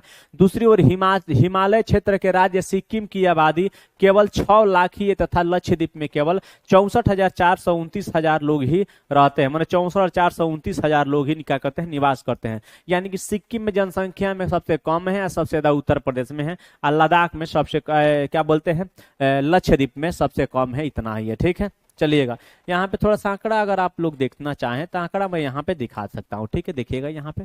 ठीक है, ये तो वाला है आंकड़ा है, ये पूरा विश्व में है, ये पूरा विश्व का है। जनसंख्या में देख लीजिएगा, पूरा विश्व का है। इतना जनसंख्या भारत के पास है। ठीक है, क्षेत्रफल में 2.4% भारत के पास क्षेत्रफल। ठीक है, और ये है कि कहाँ कहाँ किस तरीका से है, चूंकि आपको दिखाए हैं, पुनः यहाँ पे दिखा देते हैं, देख लीजिएगा। ठीक है, पुनः एक बार आपको दिखा देते हैं। ठीक है, चलिएगा, कोई दिक्कत नहीं होना चाहिए, किसी प्रकार से आपको दिक्कत नहीं होना चाहिए। ठीक ना? चलिए, अब क्या कह रहे हैं? कह रहे कि भारत की लगभग आधी आबादी केवल 5 राज्य में निवास करती है। ये राज्य है उत्तर प्रदेश, महाराष्ट्र, बिहार, पश्चिम बंगाल एवं आंध्र प्रदेश। क्षेत्रफल की दृष्टि से राजस्थान सबसे बड़ा राज्य है, जिसकी आबादी भारत की कुल जनसंख्या के केवल 5.5% है। भारत में जनसंख्या के असमान वितरण को क्या कारण है? करे घनत्व के आधार पर भारत में जनसंख्या वितरण, जनसंख्या घनत्व असमान वितरण का बेहतर क्या है? चित्र प्रस्तुत करता है। प्रति इकाई क्षेत्रफल में रहने वाले लोगों की संख्या को जनसंख्या घनत्व कहते हैं। भारत विश्व के घनी आबादी वाले देशों में से एक है। क्या है? कह रहा है कि विश्व में जितनी जनसंख्या है तो 2 नंबर पे तो भारत का स्थान आता है ना। पहला नंबर पे चाइना, दूसरा नंबर पे भारत। ये कह रहा है कि केवल बांग्लादेश तथा जापान का जनसंख्या घनत्व तो भारत से अधिक है। बांग्लादेश एवं जापान का जनसंख्या घनत्व ज्ञात कीजिए। यानी कह रहा है कि बांग्लादेश और जापान का जनसंख्या घनत्व ज्यादा है, यानी कि वहां पे 1 वर्ग किलोमीटर के एरिया में लोग ज्यादा रहते हैं भारत के तुलना में। भारत 382 रखता है 1 वर्ग किलोमीटर एरिया में। 2011 में भारत का जनसंख्या घनत्व 382 प्रति वर्ग किलोमीटर था, जहां बिहार का जनसंख्या घनत्व 1102 प्रति व्यक्ति किलोमीटर है। यानी कि बिहार की जनसंख्या घनत्व सबसे ज्यादा है भारत में, ठीक है। वही अरुणाचल प्रदेश में यह 17 व्यक्ति, यानी कि अरुणाचल प्रदेश में 1 स्क्वायर किलोमीटर के एरिया में केवल 17 व्यक्ति रहते हैं, वहीं बिहार में 1102 रहते हैं। चित्र 6.3 राज्य स्तरीय जनसंख्या घनत्व के असमान वितरण को दर्शाता है। नीचे वाला चित्र आपको कई बार दिखा दिए हैं, एक बार देख लीजिएगा, ठीक है। चलिएगा धीरे धीरे ऊपर बढ़ा देते हैं ताकि आप आसानी पूर्वक देख लीजिए, ठीक है। चलिए, ये तो मैप है जो देख सकते हैं आप, अलग अलग राज्यों को दिखाया गया है, कहाँ कहाँ राज्य की जनसंख्या, कहाँ कहाँ घनत्व ज्यादा है, कहाँ का घनत्व कम है, ठीक है। एक बार दिखाए तो वहां पे कितनी बार देखेंगे कई चीज को।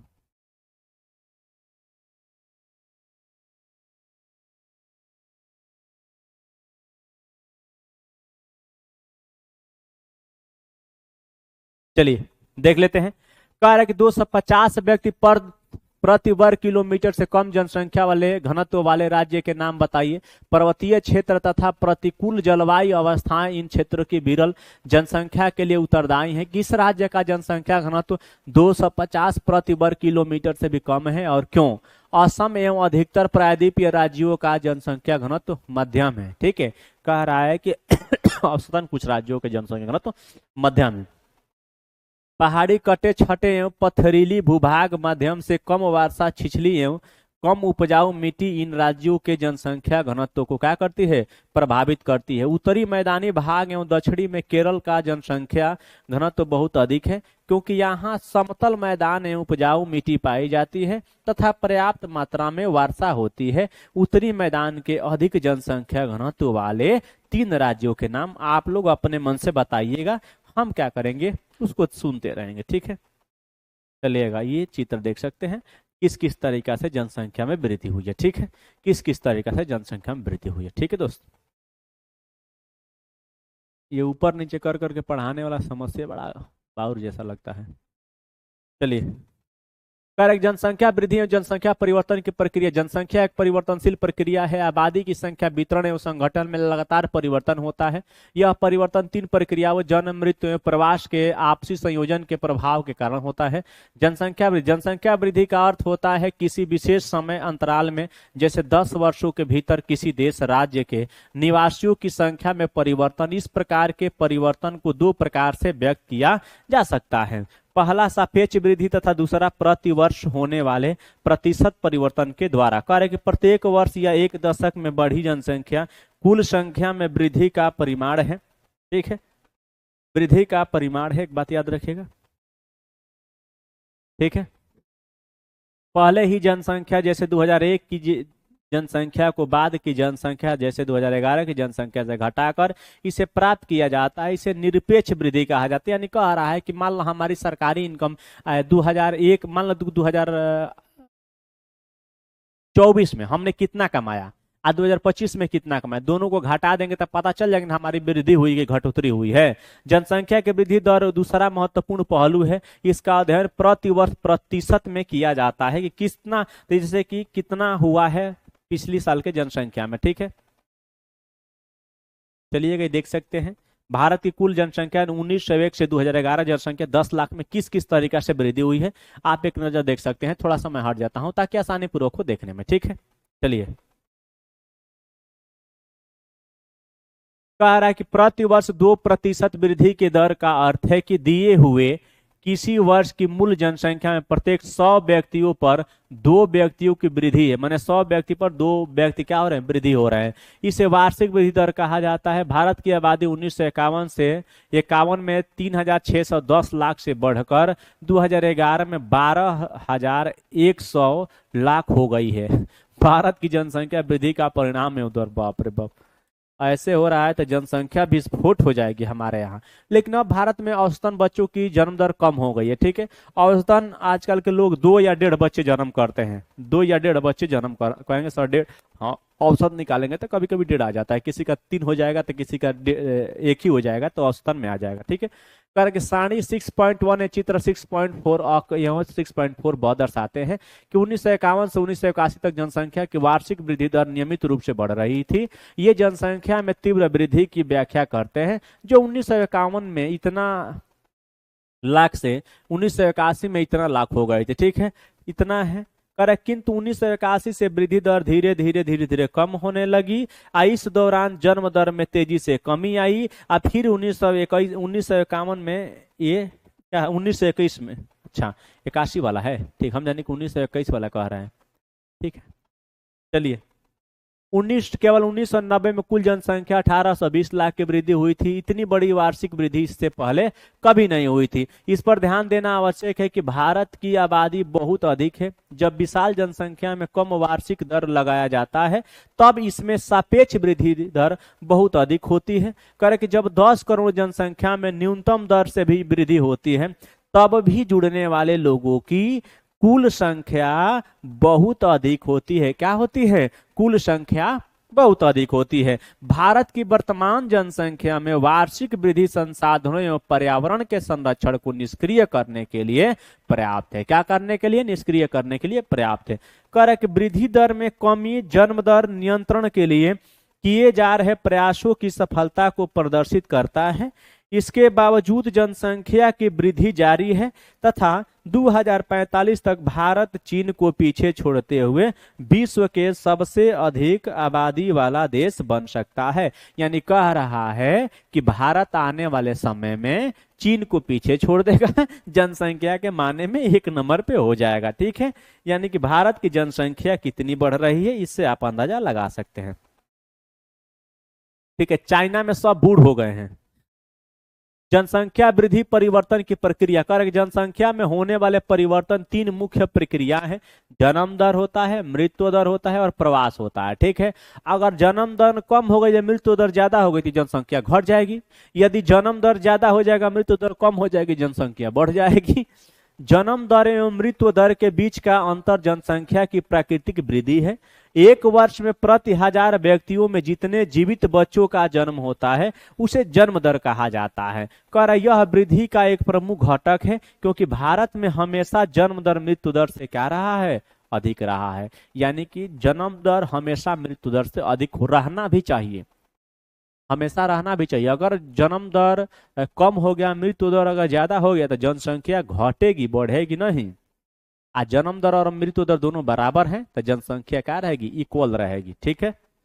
चलिएगा आगे बढ़ते हैं। अगला सवाल क्या कह रहा है या अगला हेडिंग क्या कह रहा है? सवाल चलिए, 1 वर्ष में प्रति 1000 व्यक्तियों में मरने वालों की संख्या को मृत्यु दर कहा जाता है। मृत्यु दर में तेज गिरावट भारत की जनसंख्या में वृद्धि की दर का मुख्य कारण है। 1980 तक उच्च जन्म दर एवं मृत्यु दर में लगातार गिरावट के कारण जन्म दर तथा मृत्यु दर में काफी बड़ा अंतर आ गया है। इसके कारण जनसंख्या वृद्धि दर अधिक हो गई। कह रहा है कि आदमी जन्मता ज्यादा और मुआता कम।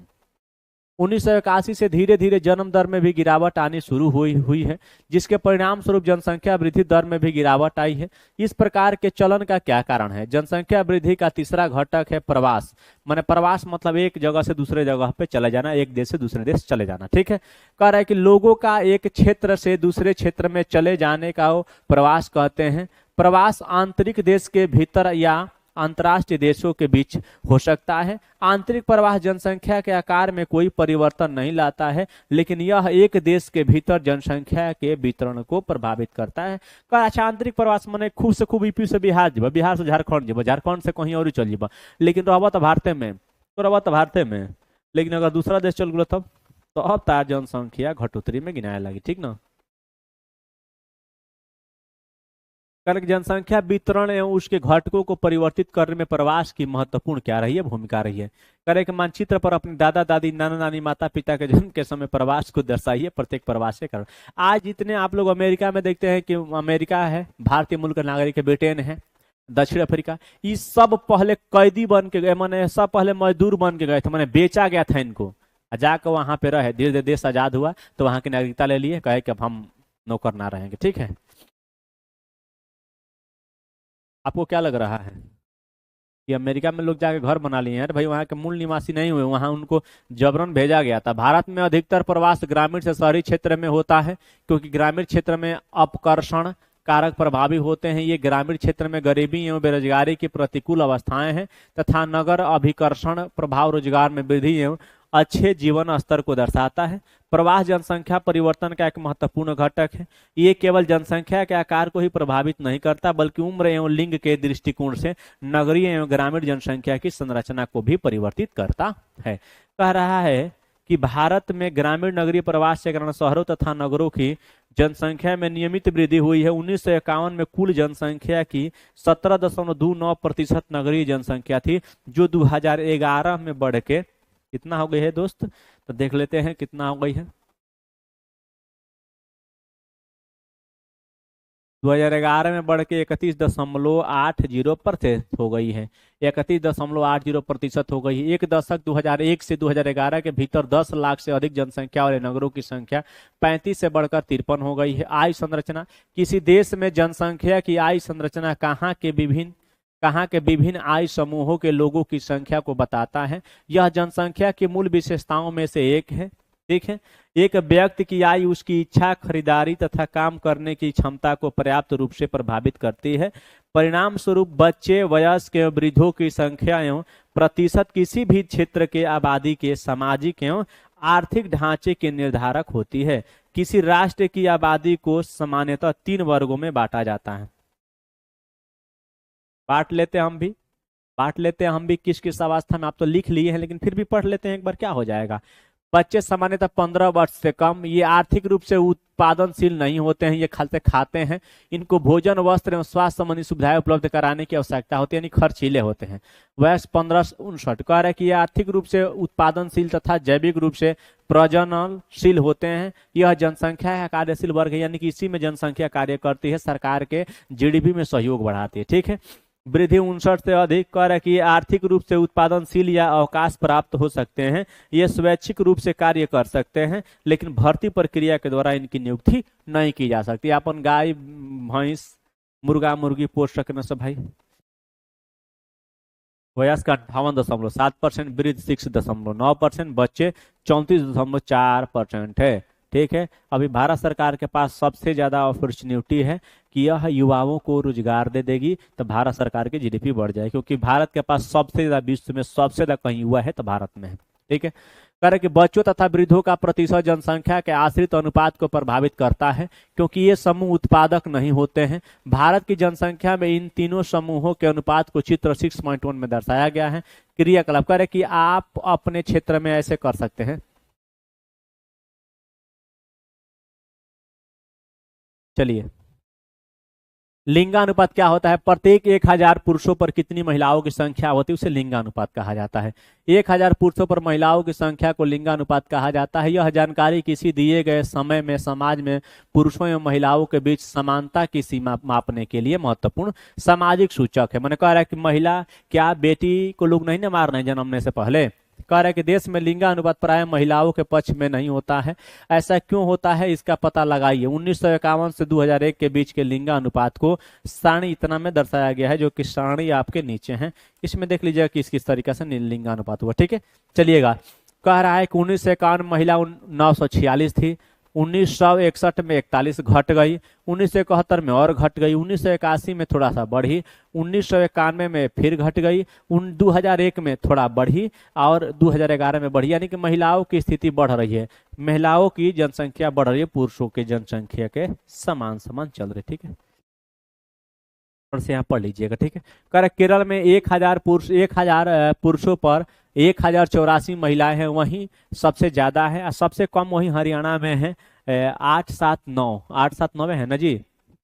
जनसंख्या पुडुचेरी में प्रति 1000 पर 1038 है, जबकि दिल्ली में प्रति 1000 पर 866 तथा हरियाणा प्रति 1000 पर केवल 877 है। इस प्रकार की विभिन्नताएं आपको देखने को मिल रही है। ठीक है, सबसे अधिक महिला साक्षरता दर राज्य कौन सा है? तो केरल है। ठीक है।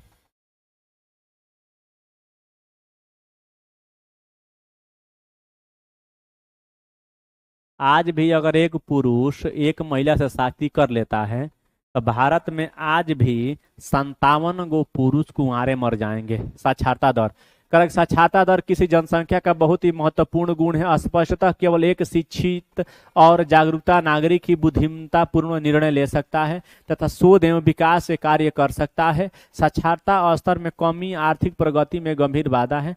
2011 की जनगणना के अनुसार एक व्यक्ति जिसकी आयु 7 वर्ष या उससे अधिक है, जो किसी भी भाषा को समझकर लिख या पढ़ सकता है, उसे साक्षर की श्रेणी में रखा जा सकता है। भारत के साक्षरता के स्तर में धीरे धीरे सुधार हो रहे हैं। 2011 की जनगणना के अनुसार देश की साक्षरता दर 73% है, जिसमें पुरुषों की साक्षरता दर 80.9% है एवं महिलाओं की साक्षरता दर 64.6% है। यानी कि पुरुष और महिलाओं में आज भी साक्षरता के दृष्टि देखा जाए तो अंतर है। सबसे ज्यादा साक्षर कहाँ के हैं तो केरल के, सबसे कम बिहार के। ठीक है, पर एक साक्षरता दरों में इस प्रकार का अंतर क्यों है, आप इसका पता लगाइए। हम काहे लिए लगाएंगे, हम जानते हैं गांव देहात में महिलाओं को पढ़ाने से ज्यादा उनका विवाह पर फोकस किया जाता है। व्यवसायिक संरचना, आर्थिक रूप से क्रियाशील जनसंख्या का प्रतिशत विकास का एक महत्वपूर्ण सूचक होता है। विभिन्न प्रकार के व्यवसाय के अनुसार दिए गए जनसंख्या के वितरण को व्यवसायिक संरचना कहा जाता है। किसी भी देश में विभिन्न विभिन्न व्यवसायों को करने वाले विभिन्न लोगों होते हैं। व्यवसायों को सामान्यतः प्राथमिक, द्वितीयक एवं तृतीयक श्रेणियों में वर्गीकृत किया जाता है। प्राथमिक क्षेत्र का मतलब होता है कि जो प्रकृति के अंतर्गत आते हैं, कृषि, मत्स्य, पशुपालन, ये सब प्राथमिक में आता है। ठीक है, इनमें कृषि, पशुपालन, वृक्षारोपण एवं मछली पालन तथा खनन आदि क्रियाएं शामिल हैं। द्वितीय क्षेत्र क्रियाकलाप में उत्पादन करने वाले उद्योग, भवन एवं निर्माण कार्य आते हैं। यानी कि द्वितीयक में क्या आते हैं तो प्राकृतिक में वस्तुओं को, प्राकृतिक में प्राप्त वस्तुओं को लेकर उसको कंपनी और कल कारखानों में उसका प्रयोग या अपने अनुसार बना लेना ही, उद्योग में उसको बदल लेना ही द्वितीय क्षेत्र कहलाते हैं। द्वितीय क्षेत्र को बने वस्तु किसी जगह भेजने को तृतीय क्षेत्र कहते हैं, यानी सेवा क्षेत्र कहते हैं। ठीक है, चलिए, तृतीय क्रियाकलापों में परिवहन, संचार, वाणिज्य, प्रशासन तथा सेवाएं शामिल है। विकसित एवं विकासशील देशों में विभिन्न क्रियाकलापों में कार्य करने वाले लोगों का अनुपात अलग अलग होता है।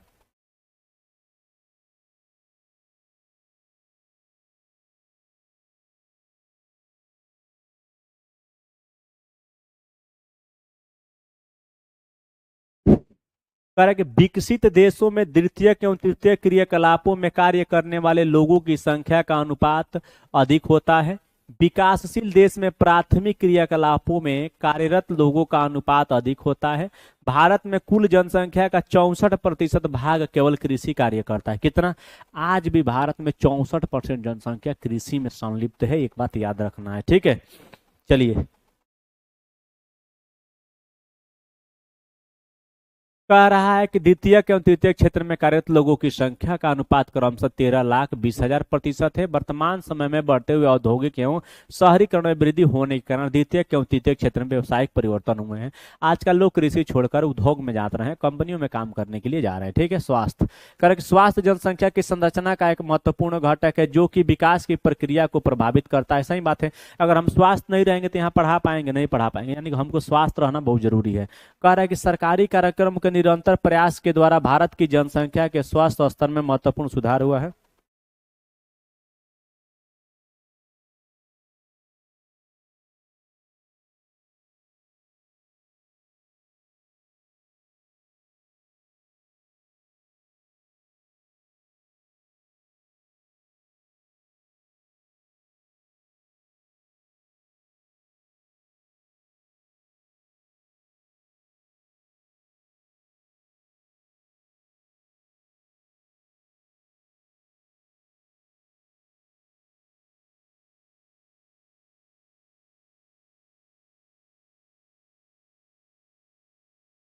एक मिनट, थोड़ा सा बीच में कट गया था। ठीक, बीच में कट गया था किसी टेक्निकल इश्यू के कारण, कोई बात नहीं है, देख लेते हैं, यहाँ से ये बात देख लेते हैं। ठीक है, स्वास्थ्य, कार्य की स्वास्थ्य जनसंख्या की संरचना का एक महत्वपूर्ण घटक है जो कि विकास की प्रक्रिया को प्रभावित करता है। सरकारी कार्यक्रम के निरंतर प्रयास के द्वारा भारत की जनसंख्या के स्वास्थ्य स्तर में महत्वपूर्ण सुधार हुआ है। मृत्यु दर जो 1951 में 25 थी, 2011 में घटकर प्रति हजार में 7.2 रह गई है। औसत आयु जो कि 1951 में 36.7 वर्ष थी, बढ़कर 2012 में 67.9 वर्ष। कह रहे हैं 1951 में लोग 36 वर्ष से ज्यादा नहीं जीते थे, लेकिन वहीं पे लोग जो अभी वर्तमान में 2012 में कम से कम 67.9 वर्ष जी रहे हैं।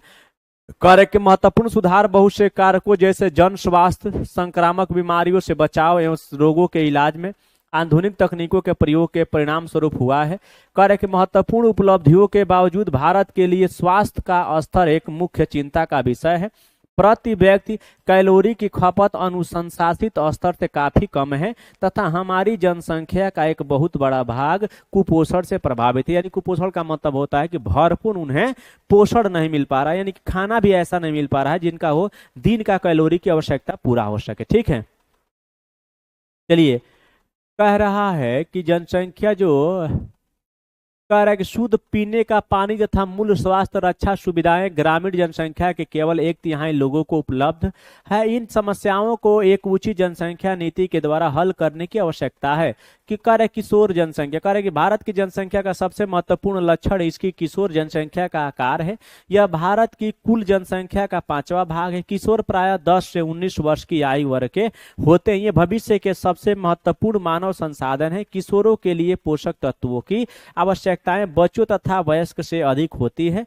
कुपोषण से इनका स्वास्थ्य खराब तथा विकास अवरोधित हो सकता है। परंतु भारत में किशोरों को प्राप्त भोजन में पोषक तत्व पर्याप्त होते हैं। मैंने कह रहा है कि जितना भोजन में न्यूट्रिशन होना चाहिए, जितना उन लोगों को आवश्यकता कैलोरी की होनी चाहिए, उतना भोजन में उनको मिल नहीं पाता है। ठीक है, उतना उनको भोजन में मिल नहीं पाता है। ठीक है दोस्त, चलिएगा आगे बढ़ जाते हैं। अगला सवाल क्या कह रहा है, ठीक है।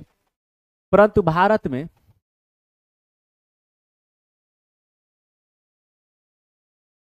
क्या क्या रहा है, वो कह रहा है कि परंतु भारत में किशोरों को प्राप्त भोजन में पोषक तत्व अपर्याप्त होते हैं। बहुत सी किशोरी बालिकाएं रक्तहीनता से पीड़ित रहती है, यानी कि जिसे कहते हैं कि आपके अंदर महिलाओं में रक्त की कमी होती है, यानी कि आयरन की बहुत ज्यादा कमी होती है। ठीक है, विकास की प्रक्रिया में उनकी समस्याओं पर पर्याप्त ध्यान नहीं दिया गया है।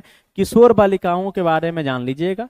याद रखिएगा, इनकी हाइट छोटा होने का कारण यही है कि समय से पहले उनका मासिक चक्र आ जाना, मासिक चक्र भी आ जाता है तो वो लोग खान पान अच्छे से नहीं रख पाते हैं, जिससे कारण ये समस्या देखने को मिलती है। ठीक है, खाइएगा बढ़िया स्तंभ ना। ठीक, कह रहा है को अपनी समस्याओं को प्रति संवेदनशील बनाना चाहिए। शिक्षा के प्रसार तथा इसमें सुधार के द्वारा उनमें इन समस्याओं के प्रति जागरूकता बढ़ाई जा सकती है। राष्ट्रीय जनसंख्या नीति, परिवारों के आकार को सीमित रहकर एक व्यक्ति के स्वास्थ्य एवं कल्याण को सुधारा जा सकता है। इस तथ्य को ध्यान में रखते हुए भारत सरकार ने 1952 में एक व्यापक परिवार नियोजन कार्यक्रम को प्रारंभ किया है। परिवार कल्याण कार्यक्रम जिम्मेदार तथा सुनियोजित नेतृत्व को बढ़ावा देने के लिए कार्यरत है। राष्ट्रीय जनसंख्या नीति 2000 कई वर्षों के नियोजित प्रयासों का क्या है, परिणाम है। ठीक है, करे कि राष्ट्रीय जनसंख्या नीति 2014 वर्ष से कम आयु के बच्चों को निःशुल्क शिक्षा प्रदान करने की, शिशु मृत्यु दर को प्रति 1000 से 30 से कम करने, व्यापक स्तर पर टीका रोधी बीमारियों से बच्चों को छुटकारा दिलाने के लिए ये किया गया था। ठीक है, ठीक है, लड़कियों की शादी की उम्र को बढ़ाने के लिए प्रोत्साहित करने तथा परिवार नियोजन को एक जन केंद्रित कार्यक्रम बनाने के लिए नीतिगत ढांचा प्रदान करती है। ठीक है, एक बात बताइए, समय से पहले शादी कर दीजिएगा, वो जाएगी माँ बन जाएगी, माँ बनेगी तो क्या हो जाएगा, उसका शरीर विकसित नहीं होगा, उसका पाठ पुर्जा विकसित नहीं होगा, तो फिर उसको ऑपरेशन करके निकालना पड़ेगा और उसके पेट में पल रहे बच्चा भी क्या हो जाएगा, किसी तरीका से वो भी अच्छे तरीका से कुपोषण का शिकार हो जाएगा। ठीक है, राष्ट्रीय जनसंख्या नीति 2000 और किशोर, करे कि राष्ट्रीय जनसंख्या नीति 2000 ने किशोर या किशोरियों को पहचान जनसंख्या के उस प्रमुख भाग के रूप में की जिस पर बहुत ध्यान देने की आवश्यकता है। पौषणिक आवश्यकताओं के अतिरिक्त इस नीति में अवांछित गर्भधारणा और यौन संबंधों से प्रसारित बीमारियों से किशोर या किशोरियों की सुरक्षा जैसी अन्य महत्वपूर्ण आवश्यकताओं पर भी जोर दिया गया है। इसके द्वारा ऐसे कार्यक्रम चलाए गए जिनका उद्देश्य देर से विवाह और देर से संतानोत्पत्ति को प्रोत्साहित करना, किशोर या किशोरियों को असुरक्षित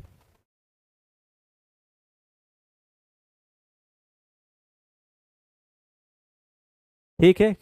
असुरक्षित यौन संबंध के कुप्रभावों के बारे में शिक्षित करना, गर्भ निरोधक सेवाओं को पहुंच और खरीद के भीतर बनाना, खाद्य संपूरक और पौष्टिक सेवाएं उपलब्ध करवाना और बाल विवाह को रोकने के कानूनों को सुदृढ़ करना।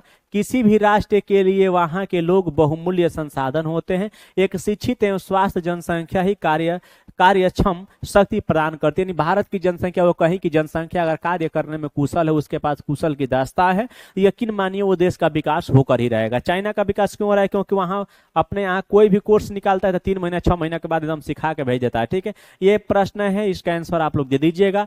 निम्नलिखित में से किस क्षेत्र में प्रवास आबादी की संख्या, वितरण एवं संरचना में परिवर्तन लाता है? क्या प्रस्थान करने वाले क्षेत्र में कि आगमन करने वाले क्षेत्र में, या प्रस्थान एवं आगमन दोनों के क्षेत्र में? ठीक है। जनसंख्या में बच्चों का एक बहुत बड़ा अनुपात निम्नलिखित में से किसका परिणाम है? उच्च जन्म दर का, उच्च मृत्यु दर का, कि उच्च जीवन दर का, कि अधिक विवाहित जोड़े का? ठीक है, तो कह रहा है कि जनसंख्या बच्चों का एक बहुत बड़ा अनुपात निम्नलिखित में किसका परिणाम है? उच्च जन्म दर का ना, उच्च मृत्यु दर का था। ठीक है, चलेगा।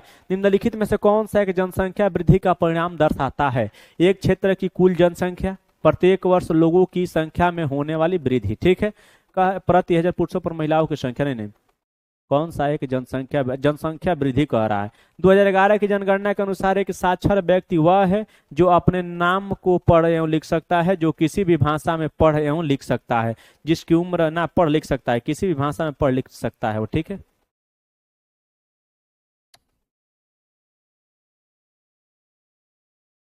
आगे देख लेते हैं। और कुछ है सवाल? नहीं, अब तो लिखने वाला है। ठीक है, अब लिखने वाला है। ठीक है दोस्त, अब हम इजाजत मांगते हैं आपसे, हमको जाने दीजिए, विदा लेते हैं आप लोगों से। मिलते हैं अगले वीडियो के साथ, तब तक अपना और अपने परिवार का ख्याल रखें और देखते रहें आपका अपना ही परिवार है, आस एजुकेशन परिवार। ठीक है दोस्त, बाय बाय।